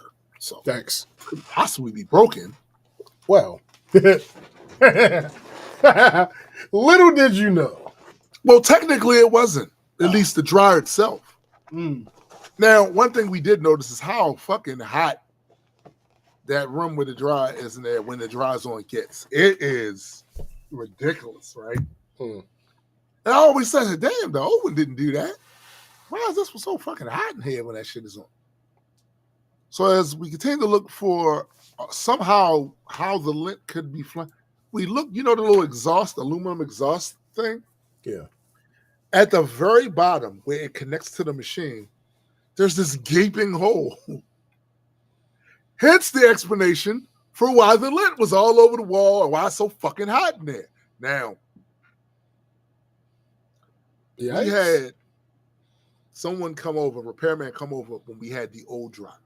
And he said, yeah, this isn't set up right. This needs to be set up a certain type of way. It's not set up right. Here's the danger. Yeah. The danger is fire. Yeah. Fuego. Fuego. Right? That the lint is flammable. Mm-hmm. Highly flammable. And so is the thing. So I said, damn. Because it's a dryer. And one of the things that is necessary for fire is things being dry and things being hot. Interesting. There's already oxygen. So, yeah. And what the other part of that is, his other warning was, all it takes is a spark. Yep. If the temperature gets hot enough, or if it sparks, this shit will light it. He said it will reach past the aluminum to that ceiling in seconds. Anybody trapped back there? Yep. They are fucked. So, as you could probably suspect, I immediately was like, damn, they didn't fix that when they put the new one in? Landlord didn't fix that? So now I'm fit to be tied. Now Millie, he was drying clothes. I go to the room and say, look, man, peek the game. They're trying to kill us. Basically, right? We got to shut this off. Now, I know you got clothes in there now, and I'm going to give you some grace because everybody's awake in the house. So we all see whatever. After this, I'm unplugging this. So we called the landlord. And he told us that the guy, this new guy that he's been using to be the jack of all trades, is supposed to come over and fix it or fuck with it or whatever. We wait. And wait. And wait. Finally, someone comes. It's him. No. Impossible. I don't believe his old ass over here, bro. No. Put his old ass over here. I reject your premise. No, listen. I reject it too. Outright. Outright. So he comes over and he does this really quick patch job on it. I said, I know you don't think we're going to be using this because you did that. That's not happening. We need a permanent fix for this. Because part of the contract that we signed to live here includes a washer and a dryer. And with this, the way it is, we effectively don't have a dryer. And it ain't summer, so it's not like we can put a clothesline out there and dry shit. Right.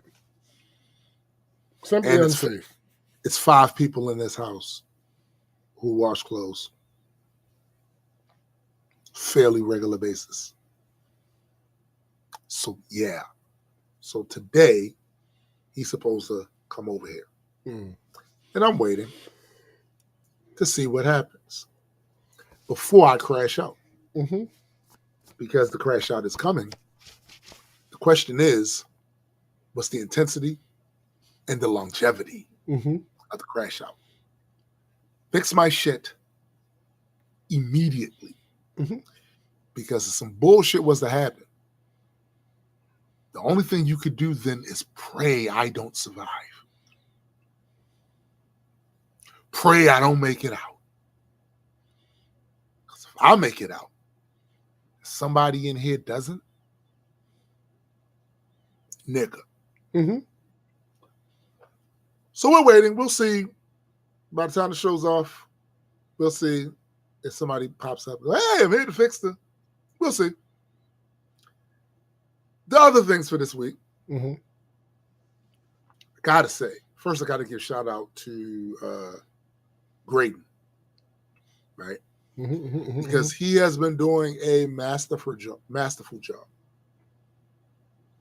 orchestrating the creation of this platform that we're building, Majesty, that we can talk about now because we got patents, absolutely, trademarks, right? Masterful job, not just in orchestrating the build of it and getting all of the ideas that are presented and getting them enacted and pushed through, but also in finding the right people to do the right things. And even more importantly than that, doing the damn legwork that it's going to take to get people to see what this is, people that are influential, that have investment money, that have the ability to help us scale the shit up after we launch, before we launch, whatever. We went to this event, this investors event, been there for the last 2 days, handling his business. Handling his business. And I feel strongly you got to give somebody that credit when they out there. All facts. Crushing it. And he is, without a shadow of a doubt. So much so that I have never been more confident in the big things this platform is going to do. Now, the first time I shared anything about the platform on social media was yesterday. I shared a video of Gray being out doing what he do, right, at the event. But this is literally that was the first time that I at least publicly posted about it, because we can. So you're going to start to see more things about it. Now, SBJ has had a chance to see it, mess with it, or whatever. I'm telling you, man, this is going to change the way people engage with comic books. 100%. And the fact that other companies with way more resources and access to people that can do shit like this haven't done it yet, sucks to be you. Sucks to be you. Because I'm constantly working on it, because Majestic, of course, will be one of the publishers on the platform. And I want for our experience on there to be top tier, right? So when people go on the platform and they go to the Majestic profile, company profile, to get books and stuff like that, and they go and they read the books from the platform off of that, they have the best experience. It's like a multi-tiered experience. It's not just you reading the book, because, you know, for years, that's how we engage with comic books. You go and you buy the book, you get that one read off, you might go back to it another couple of times, might thumb through it, but then after that, you put it in the plastic and you go about your business. Sealed up, whatever. This ain't that. No. This ain't that. This is more in line of what you do with video games when they do updates. It is A effectively a living document. That's a perfect framing. It turns comic books into a living document that can constantly be updated and given more context in various different ways. Video, audio. Like, these are things that wasn't previously talked about, previously done, right? Because for the most part, keep it a buck with you, the big two, their main business model isn't comic books anymore. No. It's just not. It's not how they make most of their money. It's just not. So as a result of that, their focus with R&D and all that shit is not going to be on that part. It's not. Right. And some of these other smaller companies that create these readers, their focus is strictly on something else. It's on getting as many users and as many publishers on there as they possibly can. And that makes sense. Yeah. That's where your money would be. That makes complete sense. However, what they were offering was a pretty vanilla experience. And I've used all of them, right? there are things that are at least now to me seem very obvious that should have been done to upgrade the experience for readers that they didn't do. Yeah. They just didn't do the shit. We did. And most of this, I give most of the credit to Gray as far as conceptual, because initially this was just going to be our app for Majestic. Our books was going to be on here with all that special shit, with all that the new swag. That was just going to be for us. It was great, and I said, nah, better idea. Instead of competing with all these other companies with their readers, just go in business with them. He was 100% right. Allow publishers to upload their shit up there and get that same experience. And he was 100% right. And I got to say that the vast majority of the people that he has shown this to, it's melted their brains. Melted their brains. And it's not just the average ham and egger, right? No, he's showing this to people with some deep ass pockets. Like, what the fuck? You know, the first time somebody with deep pockets asks you, do you own that? You know what that's about, B. You know what that's about. Oh, Chrissy ain't give me none. What's that? No, she didn't get you none. What's that? It's a Caribbean smoothie. It tastes like the one from Tropical Smoothie Cafe. It has white chocolate in it. What? Mind your business. Caribbean smoothie? Mind your business. What are you talking about? What? Crazy man. What's in the bag? Pay no attention to the man behind the curtain. What's in the bag? What's in the bag, dude? Look, Man, he over no there attention. about to fill his face right Hey, now. listen. Oh, it's just napkins. Oh, my fault. She just brought us some napkins. Yeah, like, you overreacted for no reason. Like, wipe his mouth from the Caribbean smoothie. And a fork. Wait a minute, there's a fork there. You don't need a fork for a Caribbean smoothie. You've never had this kind of Caribbean smoothie. Is it curry goat in the smoothie? Is that what's happening? Is that what's happening? But yeah, man, like, so for most of this week, I have been building on our books. Because my intention is that every book that we release on Majestic, at a certain point, once this launches, will be released, of course, on the app, right? And I want for each of those books to have the entire enhanced experience that we have that offer them, you know, everything. Because I want us to be the curry in the coal mine, so to speak, canary in the coal mine, where people can go to ours and go, oh damn, this is a lot of Black shit. Canary, she can fight. Yeah, Black Canary should beat She your can ass. go down. Yeah, Black Canary can beat your ass. But yeah, right. I've been like super invested in that this week, especially the showing of the support, because while Graydon is out there. Oh, we know. We know. When Graydon's out there, he's pitching the app. So I am trying to add things to the Majestic experience that he can show, right, when he's doing the pitch. And he has a lot of them pitches down to a science. He has a 1 minute pitch. He has a longer pitch. And I expect those pitches are going to get better with time. Course. But be that as it may, I do want to shout out the entire team over at Majestic. Writers, all like everybody that's involved. Because, and the same with Manifest, because it's going to take that team to do what we're trying to do with this. And there was a time, you know, I come from scarcity. Right, come from a poor family, right? So you always had to frame every expectation with if, or you know, that sort of thing, because you know when you come from scarcity, shit don't be working out. Shit don't be working out, right? You know what I'm saying? Like, but I don't do that with this. I've seen too much, and I know the plans going forward. No, you've changed things. Yo, bro, you took the words right. I was just about to say that. Shit has changed, B. Shit has changed. And I'm telling you, we have an interview that we're doing on November 17th. Once I get the all of the information, of course we're gonna promote it and shit. But we have an interview where we're gonna be discussing that platform, Majesty. And I'm telling you, this is gonna change shit. 100% is going to change shit. So, anybody that is watching this podcast that publish comic books and stuff like that, when you hear about it, put it on the platform.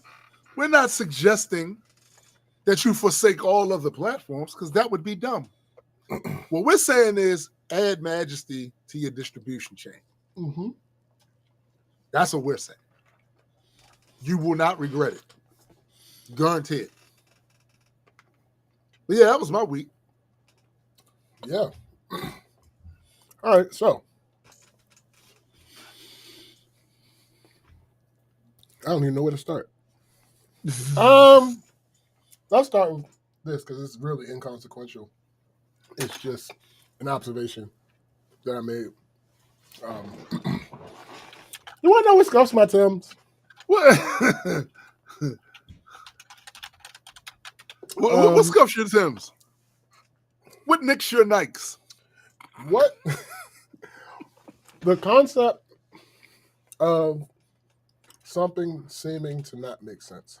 Now, let me be more specific. Yeah, because the world don't make sense. So what I mean is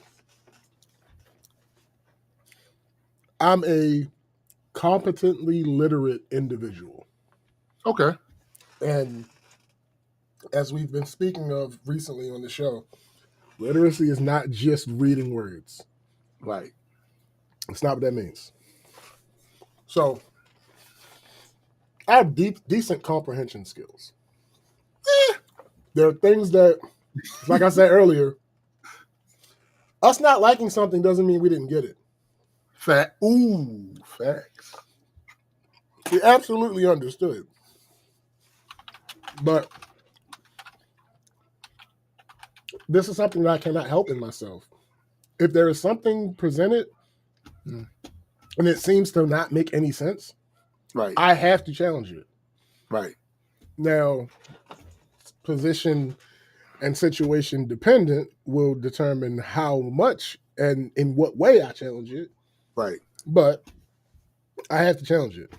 And since it was something super inconsequential, right, I'm like, all right, let's talk about this. Yes.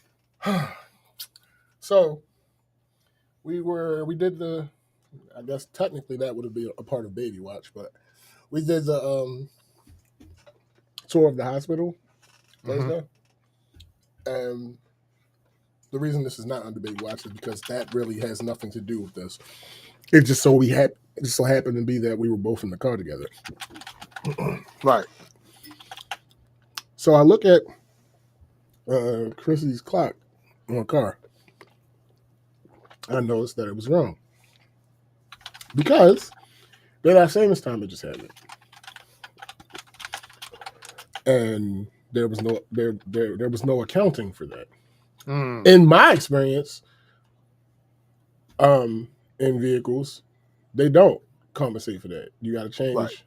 In my experience, I'm not saying that no vehicles do, whatever, blah, blah, blah. Right. So I did what I do in my car. What you do in your car? I hit the clock, tapping the clock, brings the clock settings up. I change the hour to the right hour. I exit it out. Everything's fine. What scuffs my Timbs is some genius engineer who's probably making hundreds of thousands of dollars a year made the decision to add a checkbox to Hyundai's interface that says daylight savings time. Okay. Now you would think that would be extremely handy, right? Because the idea that I assume a reasonable person would assume is that when that's checked, it will account for whether it's daylight savings time or not. Right. And it will automatically change the time. No. Yeah, you would imagine, right? No, that's not. That's no.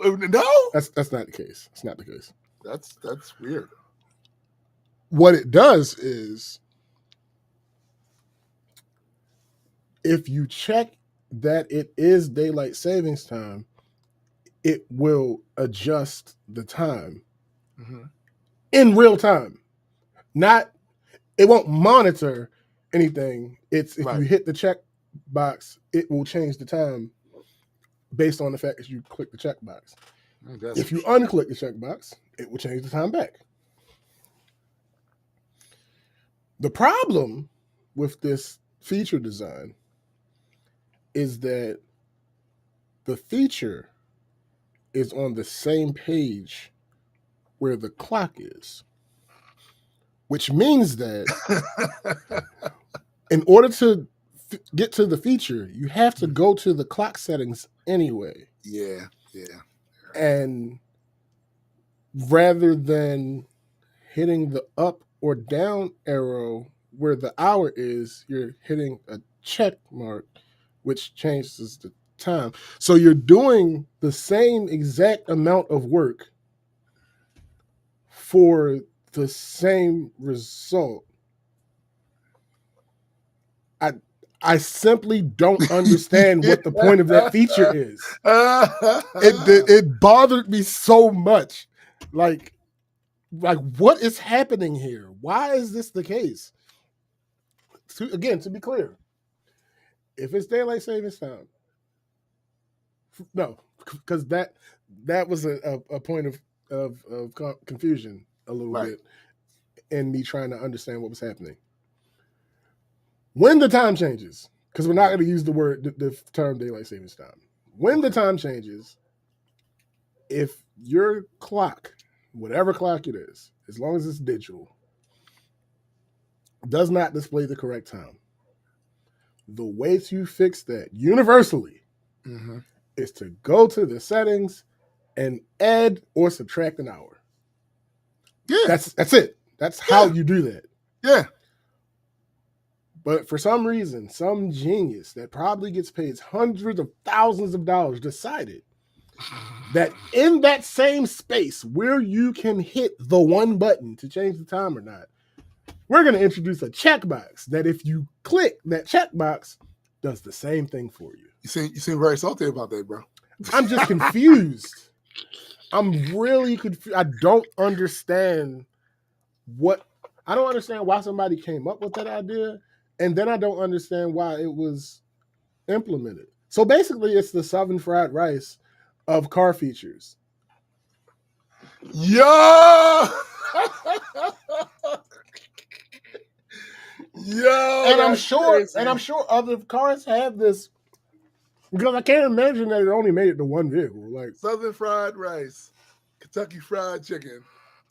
I'm certain other vehicles have this feature, and I don't understand it. If it was somewhere more accessible, that makes sense. Yeah, facts. If it actively monitored and did it automatically, that makes sense. Also makes sense, right? But you're doing the same amount of work. Anyway, so yeah, that's what Scuffed by Tibbs this week. Let me see. I guess we'll go to Baby Watch. So the reason that we were out, like I said, is we did the tour of the hospital. And this is going to sound obvious, but I still have to say it. These motherfuckers got this shit down to a science. Excuse me. Sorry. Now, yes, obviously. No, I get it. No. I get it. Okay. Because I felt I needed to. But like you just said about Gray, when somebody on their shit. That's true. You got to say it. You got to give it to him. You got to say it. You got to get him there. Yeah, you got to give it to him. These motherfuckers got this shit down to a science. Like, legitimately, we did this tour and it's like, oh, that's nice. Oh, that's nice. Oh, that's great. Oh, that's amazing. Oh, that's nice. Oh, that's like literally, I can't remember a single complaint, not just from us, from anybody in the group. Right. Not a single person was like, that's crazy or wow, really? No, it was like, oh, okay, cool. Oh, great. Oh, they simply know what they're doing. Also, that has to be said because just because people are supposed to know what they're doing, nigga, don't always mean that they actually know what they're doing. Look, we've been there. You've been at the mechanic spot. You've been at the restaurant. You've been at the hotel. Yeah. Seems like these niggas know what they doing. And you got, you know what, you're right. You gotta put it out there because if they didn't, you would put it out I would absolutely put that out there. You know? So, yeah. We'd be having a completely different conversation. Facts. Facts. What up, man? So, further on, baby watch, we basically had a nesting party last night. What up, Ron? It developed really quickly. So, Chris's goddaughter, Dion's middle child, wanted to come help set up the baby's room. So that had been shout out to for Dion, by the way. Absolutely. So that had been planned for a while. She probably gone. Is she still here? I think she's gone. I don't know. Yeah, I think she's gone. So that had been set up for a while. Then Dion said she would help. Great. Then our moms bought the crib. Awesome. Then the crib got here like on Thursday. Chrissy sent pictures out of the crib being here. Her sister mentioned, I want to help put the crib together. Great. That box is heavy as fuck. So I need at least one of my guys to come help get it upstairs at the very least. At the very least. Did you get your best man? Because you know he always. Marcus commented on it being heavy, like looking heavy. Yes. So I said, hey, I need one of y'all niggas to come help me with this shit. Because I'm not. Listen, could I have gotten it upstairs? Yeah, of course you could. Come on, we're not gonna act like of course you could. But nigga, your back would have been on some bullshit. Nigga, because things sometimes it's not just about the weight. Yes, like it has weight on it, but it's not incredible. It's not the size, heaviest thing and ever. how that weight is distributed. Like that shit matters, man. Like how it's shaped, all that shit matters. That shit matters a lot. So that's why Superman lifting a building without the building cracking in half and shit like that always look crazy, which is why DC had to explain, oh no, you see, he has this aura around him that he subconsciously extends around you needed that because otherwise that shit ain't happening that way. Nah. I don't care how strong you are, it's gonna matter. Yeah. So I told him I need one of them to come help. Fab was like, hey, what y'all doing Friday? Oh, funny enough, setting up the room. Oh, bet I'll be over there. All right, cool. Marcus like, hey, because he had something planned for Friday. He was like, hey, that shit got canceled. So yeah, what time we coming over? What's up? Oh, bet. Come on. Tiffany's like, oh, well, since it's a party, I'll come over there too and help set up. Bet. And then Chrissy asked her sister, like, hey, you available Friday after work? She's like, yep. Oh, bet. So we had a full house yesterday, putting shit together, rearranging shit. It is stretch, Ron, but at least it's something.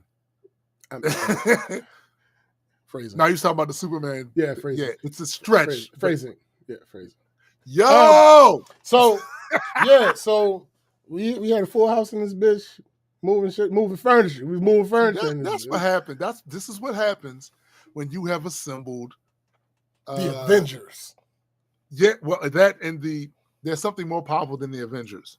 And that is the black casting of a sitcom, a 90s sitcom. They're more powerful, and that's literally this nigga's friends group. Hey. Right? That's literally his friend group. I couldn't ask for better friends. Yeah, it's just how that works.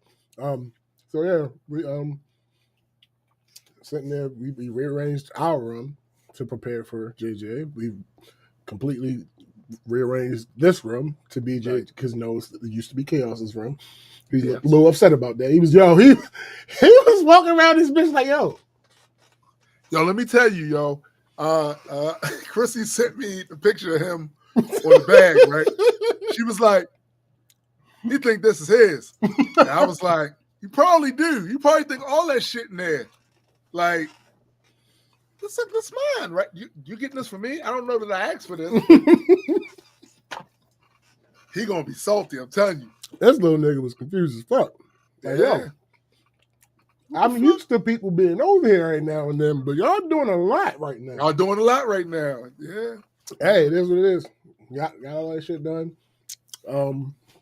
Had some pizza and some wings and a little bit of alcoholic beverages.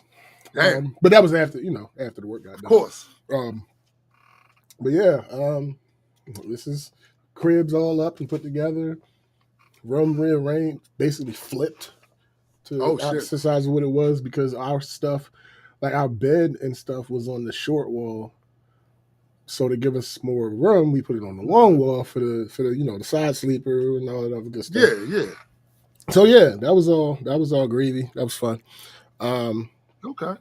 And possibly the most pertinent to the show is it gave me something to talk about because Baby Watch again is really not much. It's not like until he comes. Yeah, it's not like Wedding Watch. Yeah. Wedding Watch was mostly about the preparation leading up to the wedding. Facts. Baby Watch is about that nigga, and he ain't here yet.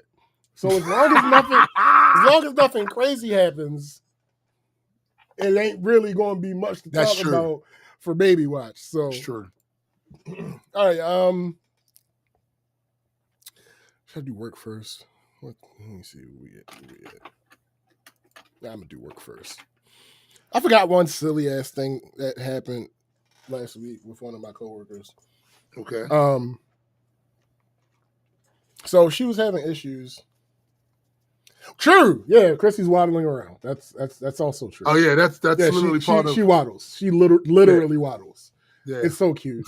It's just waddling. Everyone can tell she's pregnant now. So daily. Yeah. That stomach gets more round, and that's like the other day, I was that like, little nigga in there doing this. Right.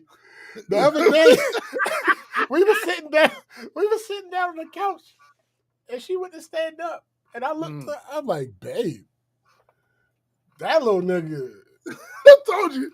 He in there eating his vitamins, saying his prayers, right? Ganging and banging. He fortifying his fortune of solitude and shit. Yeah, bruh. So yeah, that was Baby Watch. Work, like I said, I forgot last week about this silly ass thing one of my coworkers did. So she was having issues getting to one of the websites. And I told y'all already several times that we have a firewall that's effectively a whitelist, so I have to enable individual websites when they need them. So she called me while I was on the honeymoon. Needless to say, I ain't fucking answer. Because you were on the honeymoon. She knew I was on the honeymoon too. I guess she forgot. Because she's not that type of person. So I think she genuinely forgot that I was on the honeymoon. But I get back to work Monday. Tuesday, she was off Monday, so I didn't hear from her that day.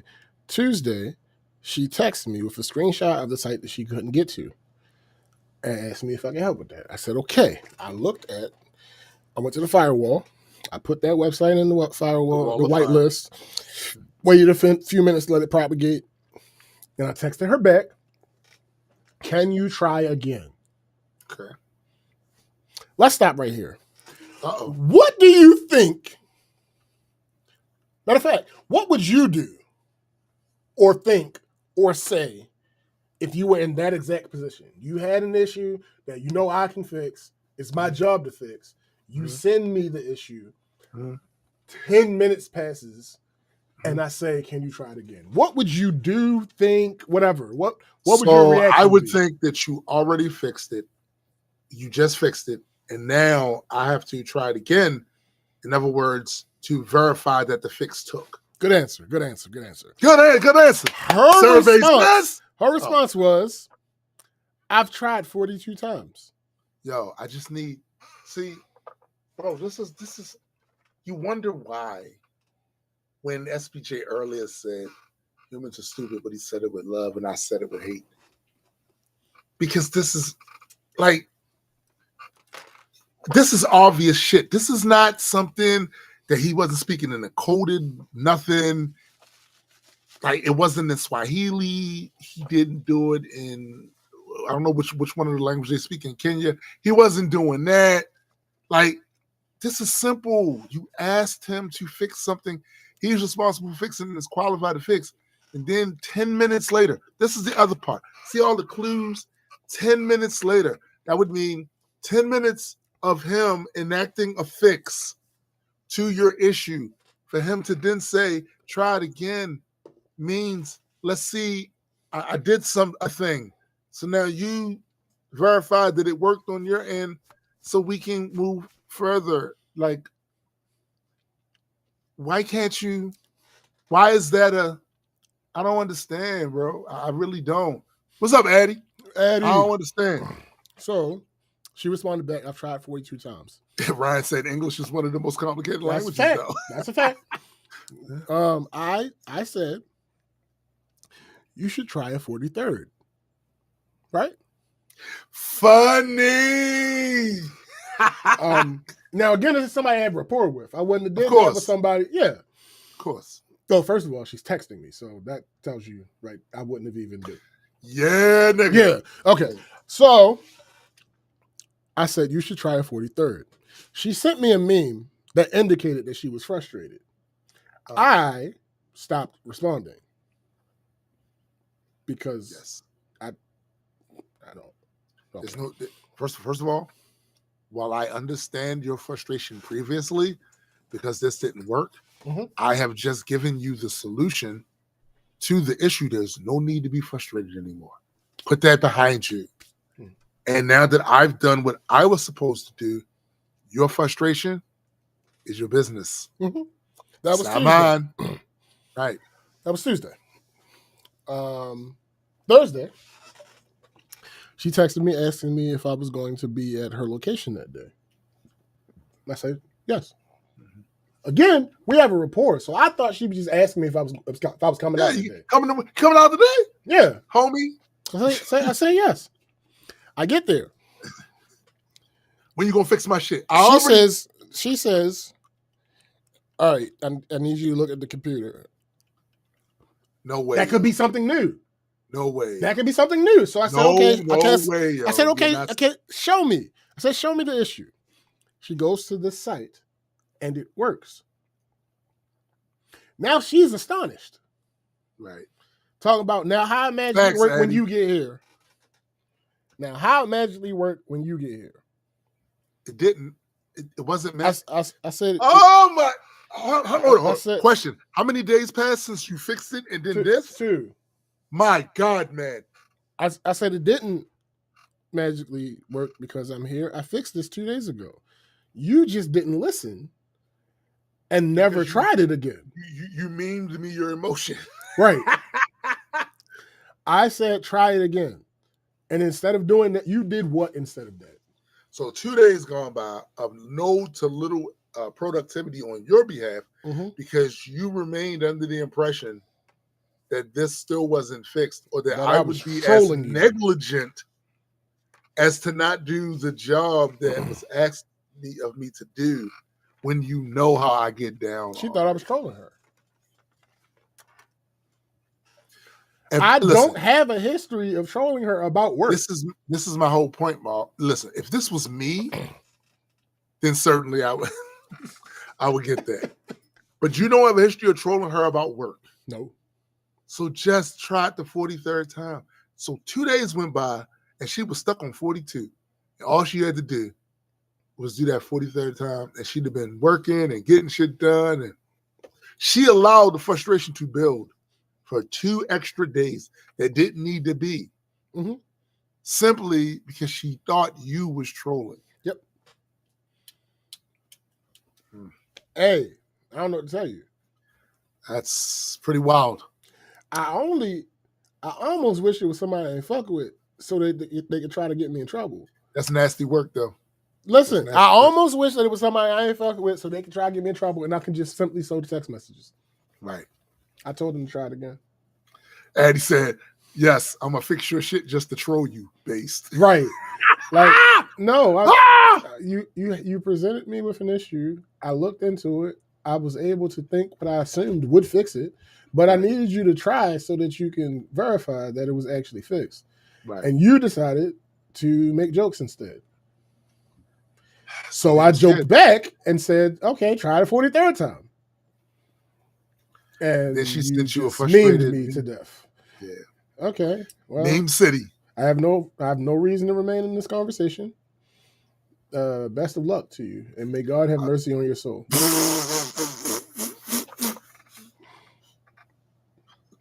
Like, I don't understand. Again, we have a rapport, so do we joke from time to time? Absolutely. However, I don't joke with her about work for this very reason.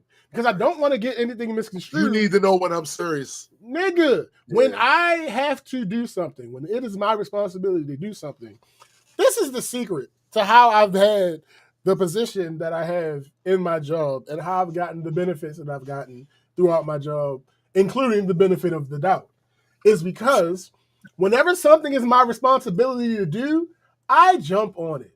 Right. It is that simple.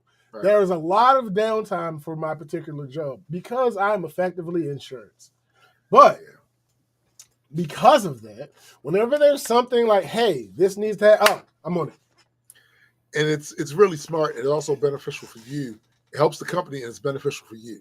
Yeah. Because the fact is, if your reputation is that, oh, no, James got it, he'll do it. All those other times when they see that it's downtime, no one's bitching about there being downtime for you. I know that I've worked at jobs where it's been this way, and I've had employees who instinctively already caught that about me. Mm-hmm. Oh, my boss don't give a fuck as long as the shit that's supposed to be done is done. You ain't breaking shit and you ain't stealing shit. He don't give a fuck. And they were right. And nobody in management can make me give a fuck enough to harass my workers who do the job that they're supposed to do. Is the work done? Yeah, that's all I gave a fuck about. Yo, my supervisor is not my supervisor. Well, maybe not routinely. It doesn't happen that often. But every now and then, she'd be like, hey, you working on something right now? I'm available. What's up? Right. Very simple. Now, I never say no. I never say I'm not working on something, because why would I say that? That's not. But are you working on something right now? I'm available. What's up? Yo, it's what some of my workers used to do. Like, all right, I know they ain't doing shit. Mm-hmm. They know they ain't doing shit. Mm-hmm. They also know the shit they were supposed to do is done. Mm-hmm. So if I call them to come into someplace, guess where they come in? With a squeegee or some shit like that. Like they was just because I'm doing more squeegee. Oh, yeah. You gotta keep up appearances. Luckily, I don't have that issue because I work on computers. I'm sitting in front of a computer. Sure. So you don't have to come in with a duster like, yes, boss. Right. No, I don't got to do all that. I'm working. What I work on, what my job is, I'm already sitting in front of. You come in there with a laptop, like, yeah, can I? Nigga, right? I can be doing any number of things on this computer right now. Yo, why did I just picture you popping into the room with a hard drive in your hand, like, yeah, can I? Oh shit! Coming to this bitch, like, you need something? That's how you got right. Yo, that's how you got. Listen, like no, I love that about my employees back in them days. I love it about they knew they was on, at least most of them. The ones that wasn't, I got them the fuck out of there the moment they revealed that they. Yo, you're not fucking it up for everybody else. Yeah, right. You're not fucking up for everybody else. Everybody else ahead, they on code, so that this allows them to get 2.5 to 3 hour lunch breaks. Mm-hmm. Like you fucking it up, and then even if management finds out some fuck shit, they can't really say much because the shit done. And most they can say is, well, we find something for them to do. Right. Neither my supervisor, who's not my supervisor, or my boss have ever asked me about the length of my lunch break. Because they don't work. They don't need to worry about that.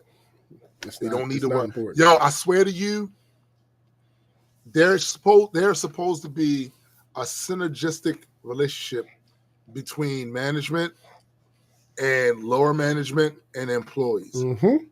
Like, one of the reasons why that shit worked as well as it did for as long as it did with me, Coach Calvin, Bucky CJ, and Donata, and all of them was because once my manager started to work on our shift, once that took place, he got a chance to see what it was.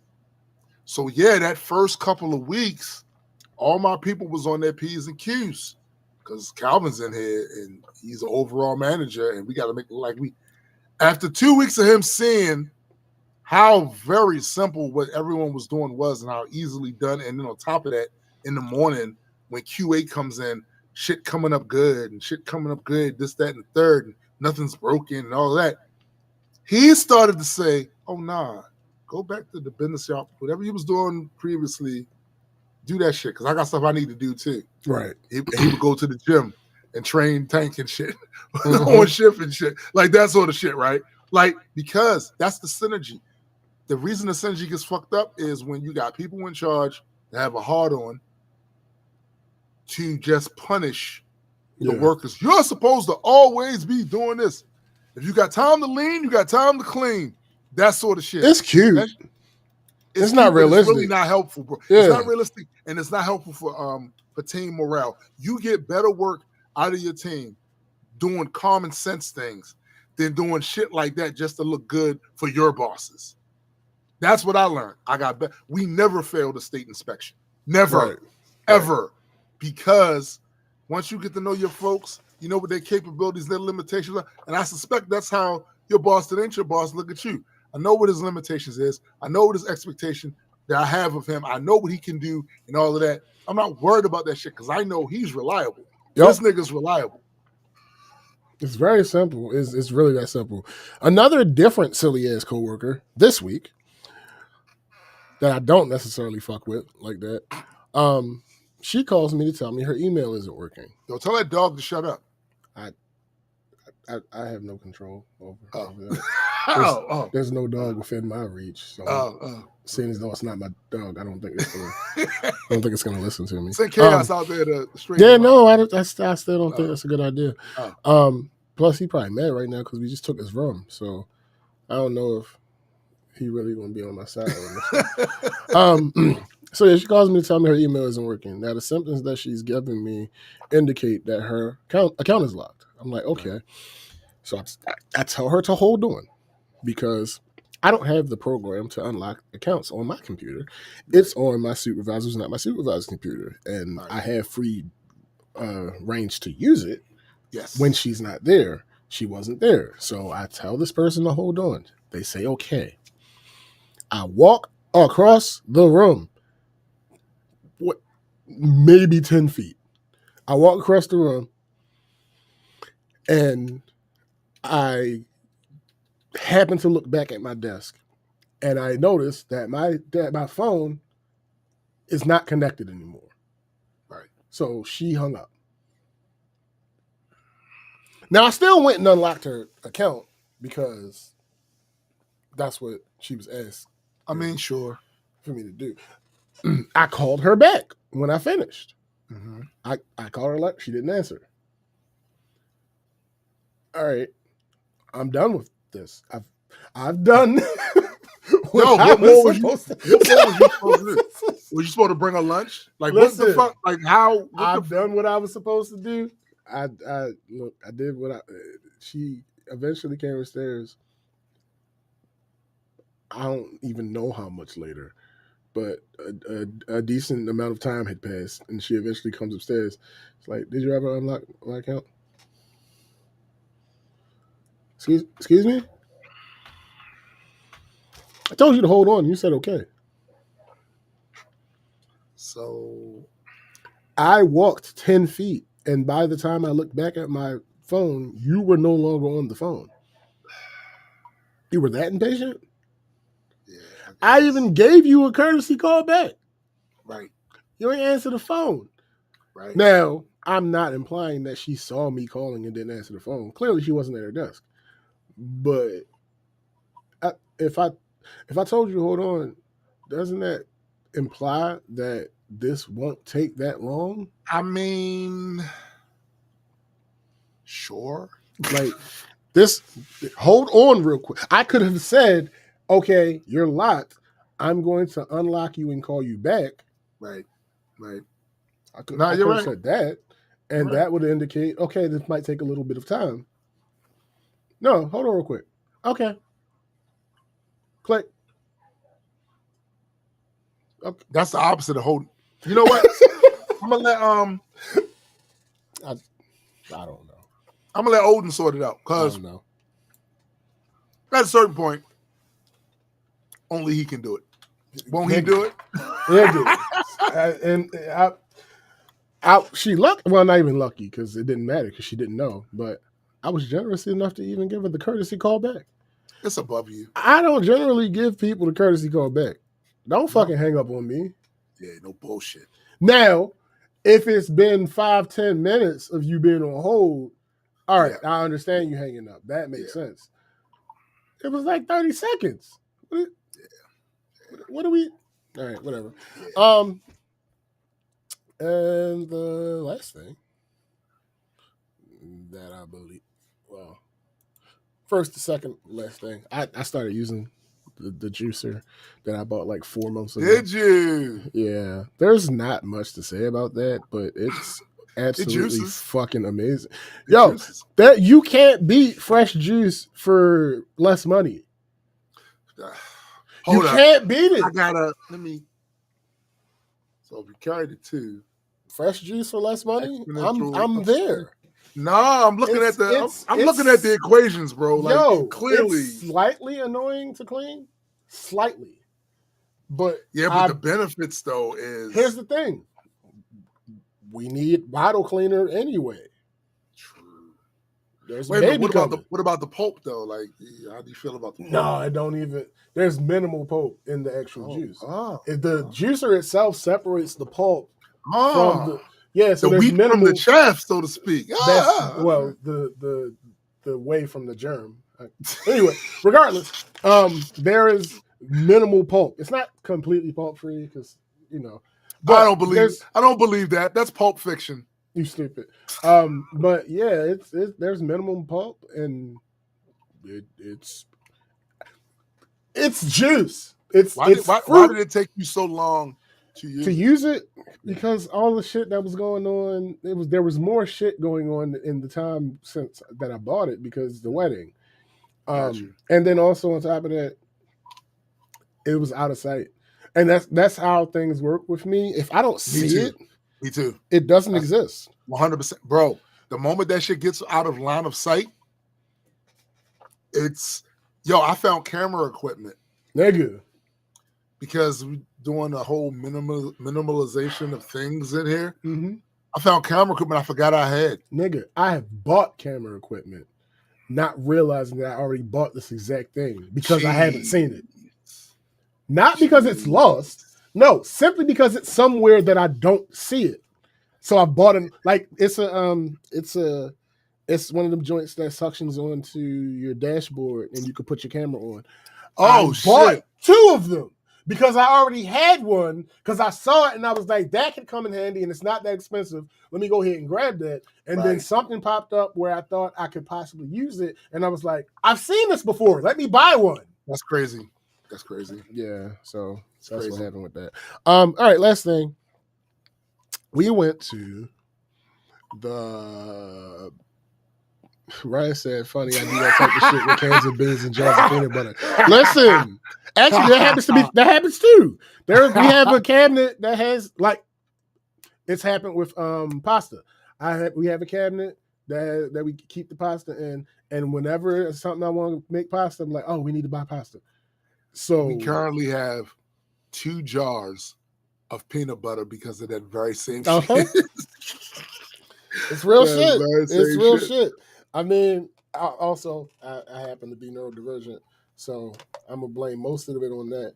But even if I wasn't, I still feel like I would have a little bit of that in me. Well, I've started to blame stuff on that too. So you're clearly. Oh, my bad. Ass. So yeah, we went to the Brandy and Monica concert. It was absolutely fucking amazing. The only bad thing was there was a host DJ, and this nigga would not shut the fuck up. That was her brother, right? That was fucking not Ray J, nigga. No. He was the first person on stage, and he came out in between acts. I don't know if he was Brandy and Monica's DJ.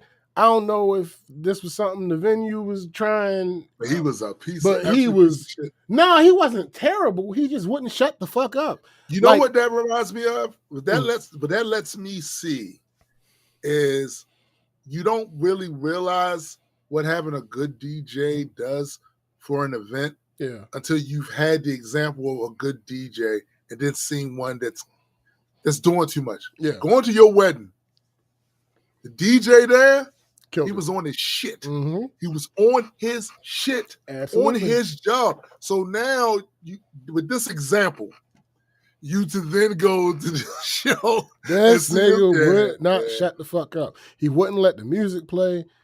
Just let the music play. Like, let the music play. Okay. You won't get? No. He was either cutting off the music to say something. To talk. Cutting off the music to say something, or talking over it, or singing over it. Now, nigga, you. I done lost my shit. Listen, I done lost my shit.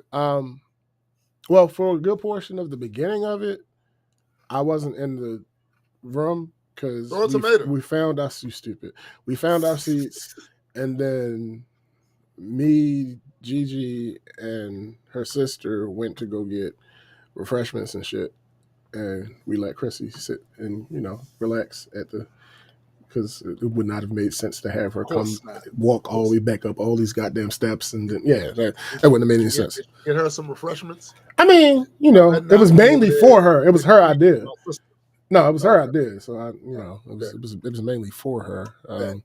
So all the acts outside of him, everything else was dope. All the acts were dope. It's starting to seem like every concert I go to, there's some questionable person attached to it. Interesting. Originally, Money Long was supposed to be one of the openers.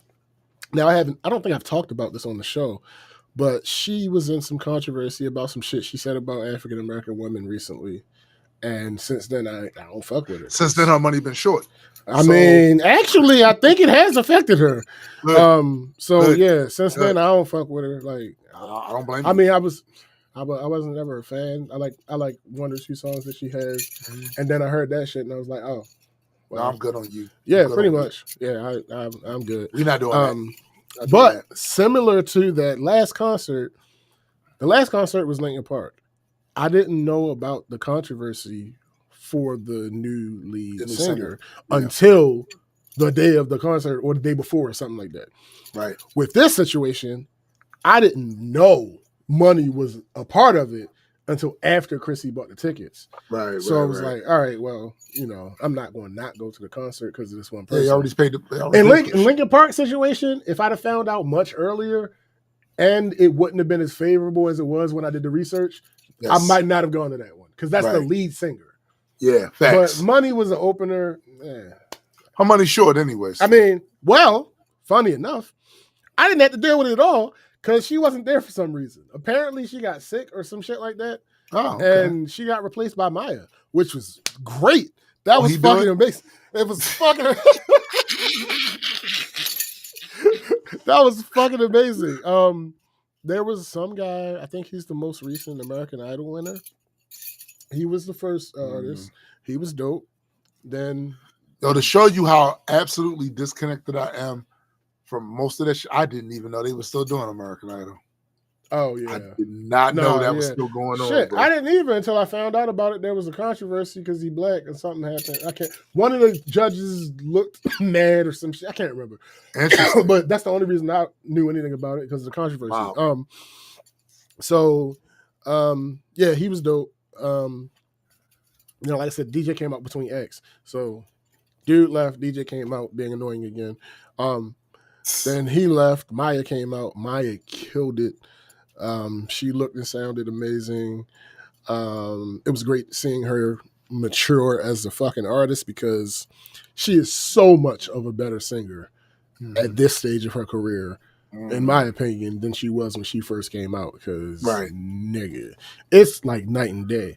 Like, I know people are familiar with Christina Aguilera and how good of a singer she is and how powerful her voice is. Maya wasn't that, but on that night, she sung. For people that don't know, what is it called? Lady Marmalade. There was a cover version in the 2000s with Pink, Christina Aguilera, Maya, Missy, and somebody else. I'm missing somebody. Lil Kim. Lil Kim. When the song started playing, I'm thinking Maya's gonna do her verse. No, she does Christina Aguilera's verse, and she fucking killed it. I'm like, yo, when the fuck you start singing like this? Like, she was like, I've always sung like this. No, nigga, you have not. You absolutely have not. But yeah, she killed it, and she was still doing the same fucking dance moves that she did in her music videos from almost 30 years ago and shit. Yeah, crazy. Like, I was like, oh, this is you killing it. You did your shit. Then Annoying Yo came back out. Then Kelly Rowland was next. She also looked and sounded amazing. I don't really know none of her songs, but she did the one song that I do know, and she did a couple Destiny Child songs. I knew them. So that was cool. Like, my homegirl was mad at me because she was asking me how that concert was, and I was like, oh, it was great. And she was like, she asked who the openers was, and I told her Kelly was one of them. She was like, Kelly Rowland? I said, yeah. She's like, how was she? Ethereal? Yeah, she was cool. Like, I don't know her music like that. I'm not that big a. So you're not going to be able to say how. Yeah, I'm just. I what I heard was great. It was fine. What I heard was great. She sung well. I always knew she could sing. She looked good. She always looked good. I don't know what you want. You want more from me than I can give you. Yeah. So she left. Annoying Yo came back out. And then the main event started. Brandy and Monica came out. They absolutely fucking killed it. They went through the majority of their hits. They sounded amazing doing it. They looked amazing. Brandy is the fucking vocal Bible, and I know people like to debate that nickname, but it is what it is. I'll get more into that later. Over the years, when people would ask who my favorite female R&B artist is, I now, in retrospect, feel stupid for struggling to answer that question because the answer is right there. The answer is Brandy. Her voice is so fucking clean and precise, and it's insane listening to her live. Like, it's absolutely ridiculous. They also did a tribute to Whitney Houston, who was somebody who was really important to both of their careers. With a like Whitney's vocal. Listen, y'all know I'm not an R&B dude. There's some R&B songs I like, but overall, that's not my preference. Whitney, nigga, like her voice, the strength, the range. That's the word I'm looking for. The range for her to do something very subtle and for it to be very clean, and then for her to take it all the way up, and that shit still to be clean and pristine. There's absolutely not a lot of insane. people that can do that shit. No, this is not a lot of people can do that shit. Absolutely fucking insane. Mariah Carey, I for those who like to play with her name, Mariah Carey got some pipes on her ass. She did. I don't know if she still do. Also, yes. My thing about Mariah Carey, somebody asked me about.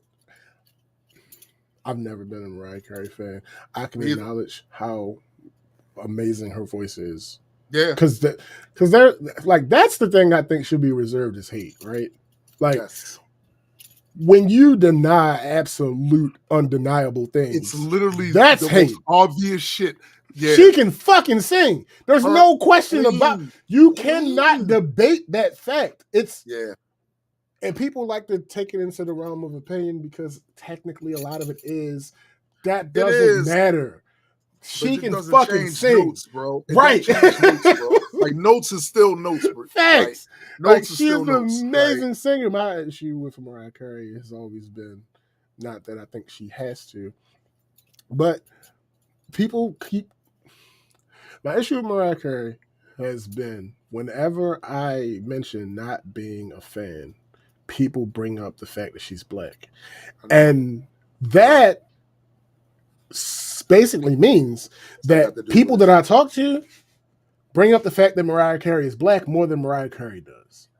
Yes. So that does not factor into my decision. Yes. Because there's no there. I look up any topic, any black topic, and try to find Mariah Carey's thoughts. You won't find her. So miss me with that bullshit. She is an amazingly talented, incredible singer. Also for them to think that would be the reason would negate the fact that you like white artists. I do all the time.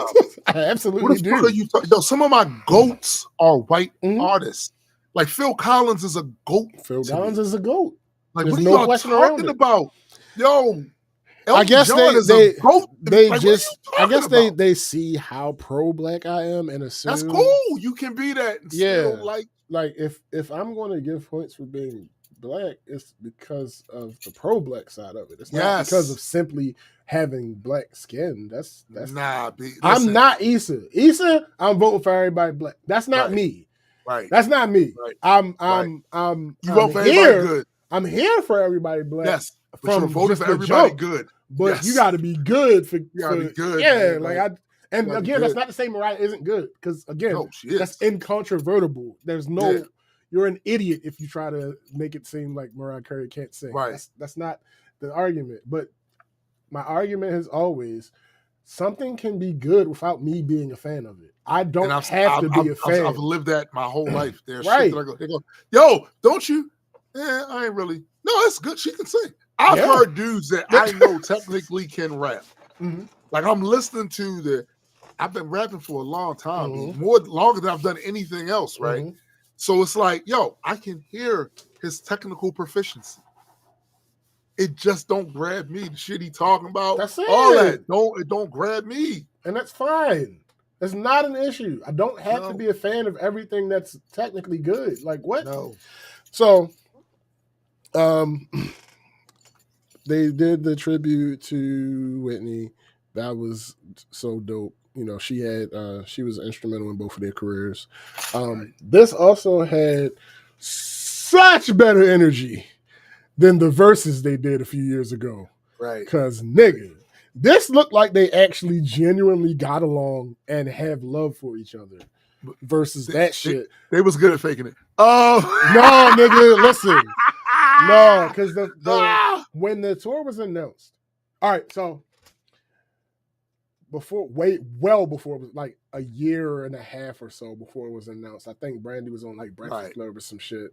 And Charlamagne was like, you ever want to do a tour with Monica? And Brandy was not against it. No, she wasn't against it.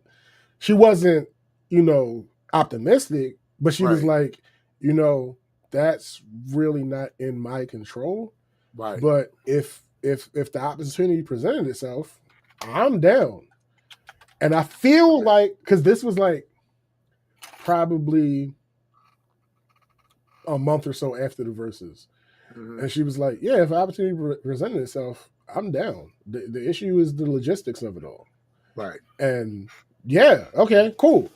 And then the next interview I saw about it was them two sitting on a fucking couch together on somebody's show, kikiing and touching each other's shoulders and knees and talking about how much they would love to do such and such and such. And then the shit, next thing I know, shit got announced. I'm like, oh, they were serious. This was the actual thing that they were intending on doing. Oh, okay. And then the interviews that I saw after that were like, oh, they are more than just coexisting in the same space. They seem to be enjoying each other's company. Yes. So on stage, you felt it's a great act. Whatever the case is. Whatever the case may be. On the stage, it felt much more of that versus that goddamn verses where it was like something might go down. It's a verse. I kind of nigga, I hear you, but also I think one of the biggest differences is that they now have had time to actually spend around each other. Whereas at the verses, I believe that was probably the first time they saw each other in person, maybe in decades. And you got to figure, first time y'all saw each other in person in decades, and it's at a competitive type of thing. So that was, and it seemed what gave me hope, and people was talking about this in a negative way, but what gave me hope was it seemed at the verses that Monica was not the aggressor. Monica seemed to be the one that was open to them actually being cool and cordial and all that other shit. Seeing that made me think this was possible because for those that don't know the dynamic, Monica is the hood one. Monica is the one that'll beat a motherfucker. Matter of fact, when they got into that fight, it was Monica that sparked it off. Like, when I say fight, I mean physical altercation.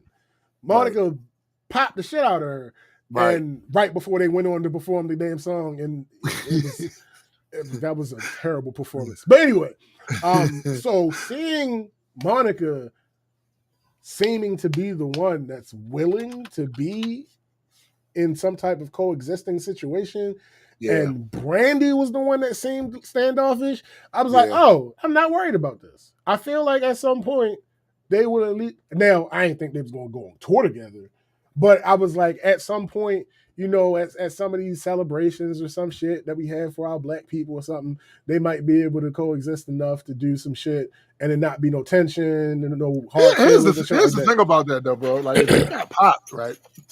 You might be a little standoff. Nigga, listen, facts, right? I wasn't mad. That's the other reason. That's the other reason I wasn't mad at it, because like, nigga, you hit me. Right. So now I don't know what happened to lead up to that. True. I don't. Well, all I know is Monica is the one that swung. So, but anyway, like now it seems like they actually are like, and that is not me saying I think they're best friends or no shit like that. No, they just get along now. It seems like that, at least that reverence that you have of your peer that you grew up in this shit with, it looks like that actually exists now versus how it was back in the day. They might have did some backyard shit. They might have. Listen, let me tell you, bro. There's people that rest in peace, had a dude that I went to elementary school with, him and his brother, right? Mark. Me and Mark had a knockdown drag out in this girl's backyard. A girl who wasn't interested in any of us because she was older than us by like 5 years, right? We had a knockdown drag out in that. And after that, we was cool as shit. Yeah. We was cool as shit. Like nigga, you just heard me refer to Monica as hood. She's from Atlanta. Now, everybody don't necessarily know this, but Brandy from Carson. Yeah. So, whatever her public persona is, she from a place. Yes. So, I wouldn't be surprised if they did run out back real quick. And get the Vaseline. Shit. Yeah, like I wouldn't be surprised if they ran out back and got that shit together real quick. Run me my face. After that verses, I wouldn't be surprised. Run me my face. And then now there's nothing to fight about because we taking care of that energy. The energy is gone now. Right. We can be who we're supposed to be. Right. Now.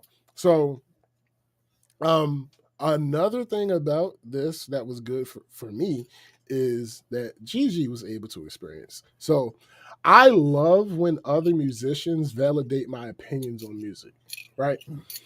Now y'all know me by now. My opinion still will be my opinion no matter fuck what. Of course. I don't give a fuck who say what. My opinion, unless you present me with enough evidence that's going to change my opinion. And I don't know how that. And I don't think you will. Music, how could that be? Right. I don't think you will. Then my opinion is going to be my opinion. But when someone you respect in a particular field agrees with you, it's like a little cherry on top. Like it's it is. Yeah. But I know.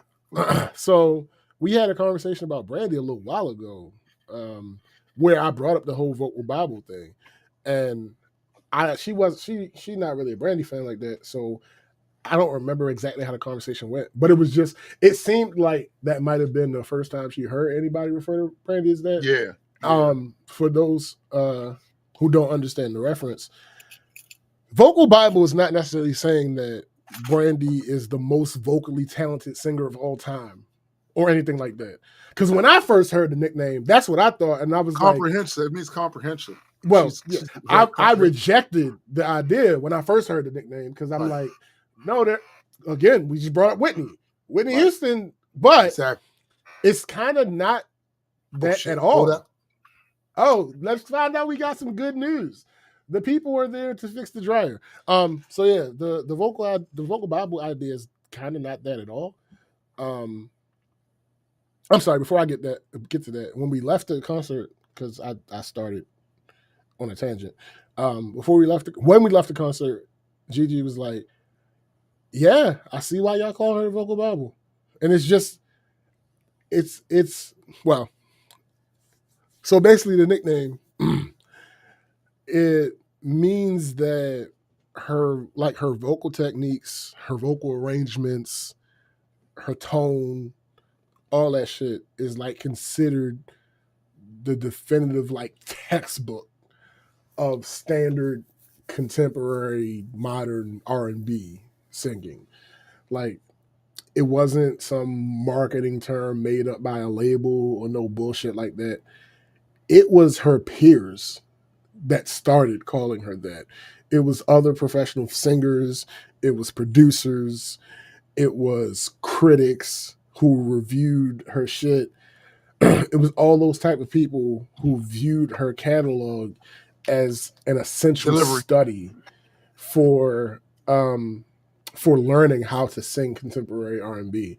Like, it was like the stacking techniques that she uses, where she uses her own voice to create these super complex harmonies and all this type of shit. Like, she might stack a dozen tracks of her own voice, varying different tones and different volume, and slightly changes on each to make this textured wall of sound. Michael Jackson did shit like that too. Michael Jackson did shit like that. So I feel like the chain of command is Quincy. We gotta give Quincy his props. Yes.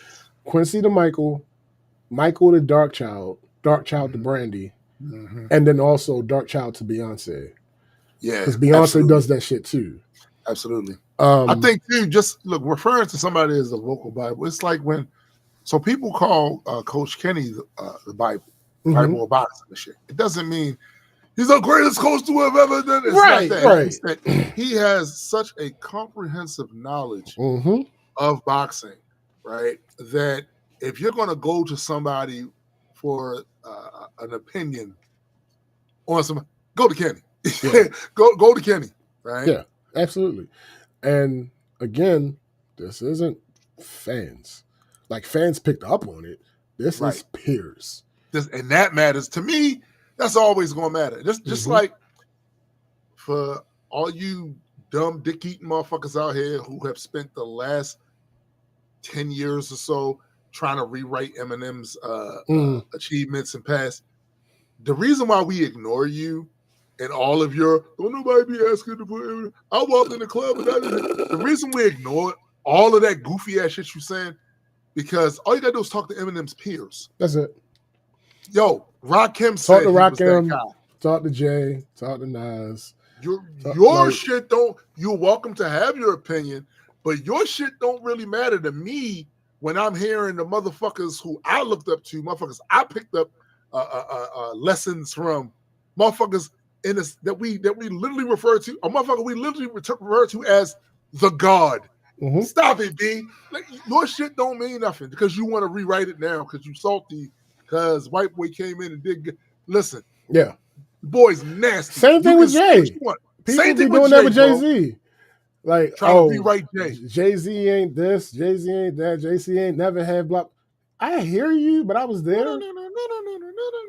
Yeah, like, Jay-Z this, Jay-Z that. Nigga, I was there. I was there for the Eminem. It was all there. I was there for the Jay-Z thing. It's all there. You're wrong. You are incorrect. You're dead ass wrong. Somebody who's 30 and younger now talking about how terrible Jay-Z is or how terrible Eminem is. It's like, bro, you weren't there. Not only that, but a lot of motherfuckers that started that Jay-Z can't rap shit was niggas that can't rap better than Jay-Z. Facts. Cam and them. Yeah. Nobody in Dipset can out rap Jay-Z. Nah. But I remember when they was beefing though, Jay-Z can't rap, this, that, and other. And you know, all right, your fan base caught on to it. Start trying to say the shit, but that don't change the fact. That don't change none of the facts. Facts. Also, with the vocal Bible thing, another reason is like the precision in her riffs and her runs. Like a bunch of musicians can do vocal runs, right? Yes. Brandy's she's revered for her, like I talked about earlier. She's very clean and precise with them. Like her runs are intricate. They have like a jazzy quality to them. And they often land where you don't necessarily expect them to land, but they always are on pitch and are on rhythm. And they serve rather than where some artists, which is where I separate the whole vocally talented thing from. There are other artists who have more vocal talent than Brandy that will do runs and riffs and shit to show off. Yeah. Brandy's runs and riffs fit the emotion of what she's doing at the time. It's storytelling. It's efficiency. I'm using the proper riff for the proper feel for the proper. One thing I do enjoy, even singers who they don't do the vocal gymnastic shit. But if you have a clean sound when you hit the notes, just supposed to hit. To me, that I'm gonna tell you, that's the reason why, in my opinion, I like Beyonce as much as I do, because she is clean. She doesn't do a bunch of the vocal gymnastics, but her shit is clean, bro. She's right where she need to be. She's right in the right pitch she needs to be. And even if it's a song I don't necessarily like, I can hear that she's doing her job on it. I remember people say, well, Beyonce is more like a background singer. Whatever you want to say, this should be clean. So here's the thing about Beyonce. There are two Beyoncés. And it's, first of all, people want to hate because people want to hate. That's the thing. That exists. Yeah. We gonna throw those people away. We're not talking about those people. Right. The people with genuine critiques about Beyonce is that there are two different Beyoncés. There's a point in time in her career where she made a pivot and the singing improved. Everything about her improved. Yes. Not to say that she was bad before that. Right. But there was a specific point where she made it her mission. She matured her craft. She made it her mission to improve on these things. And it worked. Right. She did exactly what she sought out to fucking do. Right. And now she is what we see now, which is probably the closest thing to Michael. Yeah. And she's GOAT status. Yeah. So like I simply reject the premise of anybody trying to downplay what Beyonce. I don't see how you can. Me personally, I don't see how a motherfucker do that. But who am I? I ain't shit. That's not my de jour preferred music. But I'm hearing what I'm hearing. Go, yo, no, what are you talking about? That's clean as shit. It's like same with me, bro. There are singers who are technically good singers, where yes, this person can sing. Then there are those, in my opinion, who are they're off the beaten path, but I still enjoy their vocalization. Like you take a Tom Petty. Tom Petty was off the beaten path of singing or whatever, but I still like his songs, like his vocalization in the songs. There's been several artists that I've seen that would I call them technically brilliant in they're a little different. Their shit is not quite, it's like there's singing, right? And then there's somebody that can actually sound good on a thing, and they're not necessarily the traditional gospel-y whatever, but I enjoyed the way they sound when they do what they do on the track. I can tell the difference. Like, no, I wouldn't expect this motherfucker here to be able to deliver a version of the anthem, right? That's gonna no, I don't expect that. But I do when they do their shit. I like how it sounds. I don't tell you. It's that simple. So again, with this Brandy thing, it's just looking at the people that have bought into the vocal Bible. And again, I'm not talking about fans. The people who have bought into the vocal Bible thing and have used her as their influence is people like Ariana Grande, Keisha Cole, Janae Aiko, Eric Bellinger, Chris Brown, Rihanna, Normani, Kehlani, Erykah Badu, Sean Garrett, Melanie Fiona, Miguel, Frank Ocean, Kelly Rowland herself. That's a huge list, by the way. And when I say huge, I don't mean number of people. Right. I mean the type of artist. That's a huge yeah, list. It's just I don't know if part of me having this issue with not going to her as my favorite female artist was the contrarian in me of how globally recognized she is. And that means you want to go, no. Yeah, I don't know if it's that or what the fuck it was, but I realized after watching this damn concert, there's no other. That's the answer for me. Right. That's clearly that. It just doesn't. It doesn't go anywhere else, and she still sounds as good as she's ever sounded, which is absolutely fucking amazing. And I don't get it. It's I don't know. She's fucking amazing. The funny thing is, this is an argument. I stay out of most of these arguments, right? I don't blame you. But obviously, Brandy versus Monica was a big argument because of the history and all that other good stuff. Crazy enough that this shit started over a song that neither one of them wrote. But, and it's like, oh, Brandy's better, Monica's better. Listen, I do not care who you like more. Facts. But what I will say is I was at that concert and I saw when the majority of the people in that building decided to use their energy and stand up and decided to preserve their energy and sit down. That's what I'm saying. What I'm saying. That don't get me wrong. I'm not saying Monica didn't kill it. Right. Because Monica absolutely killed it. She sounds as good as she has ever sounded as well. Right. But the vocal Bible is the vocal Bible for a reason.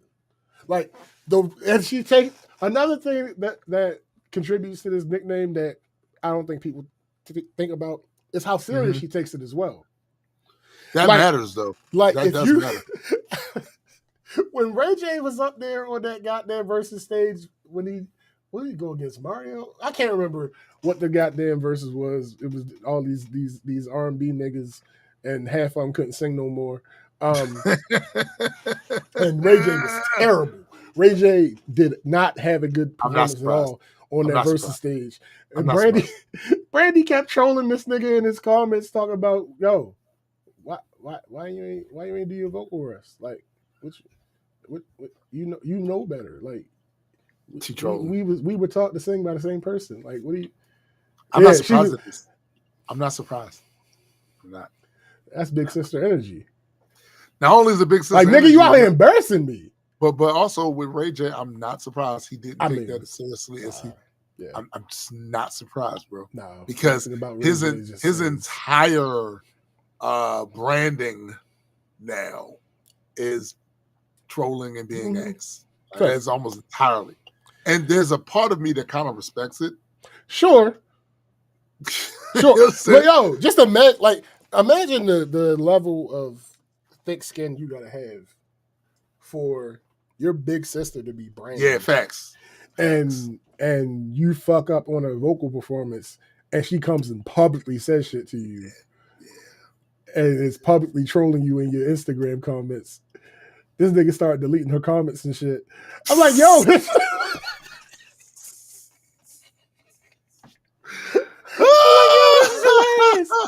Yo, because imagine, like, because the idea that people think, and I'm sure some of this is true, but I just don't know to what extent, because nature versus nurture.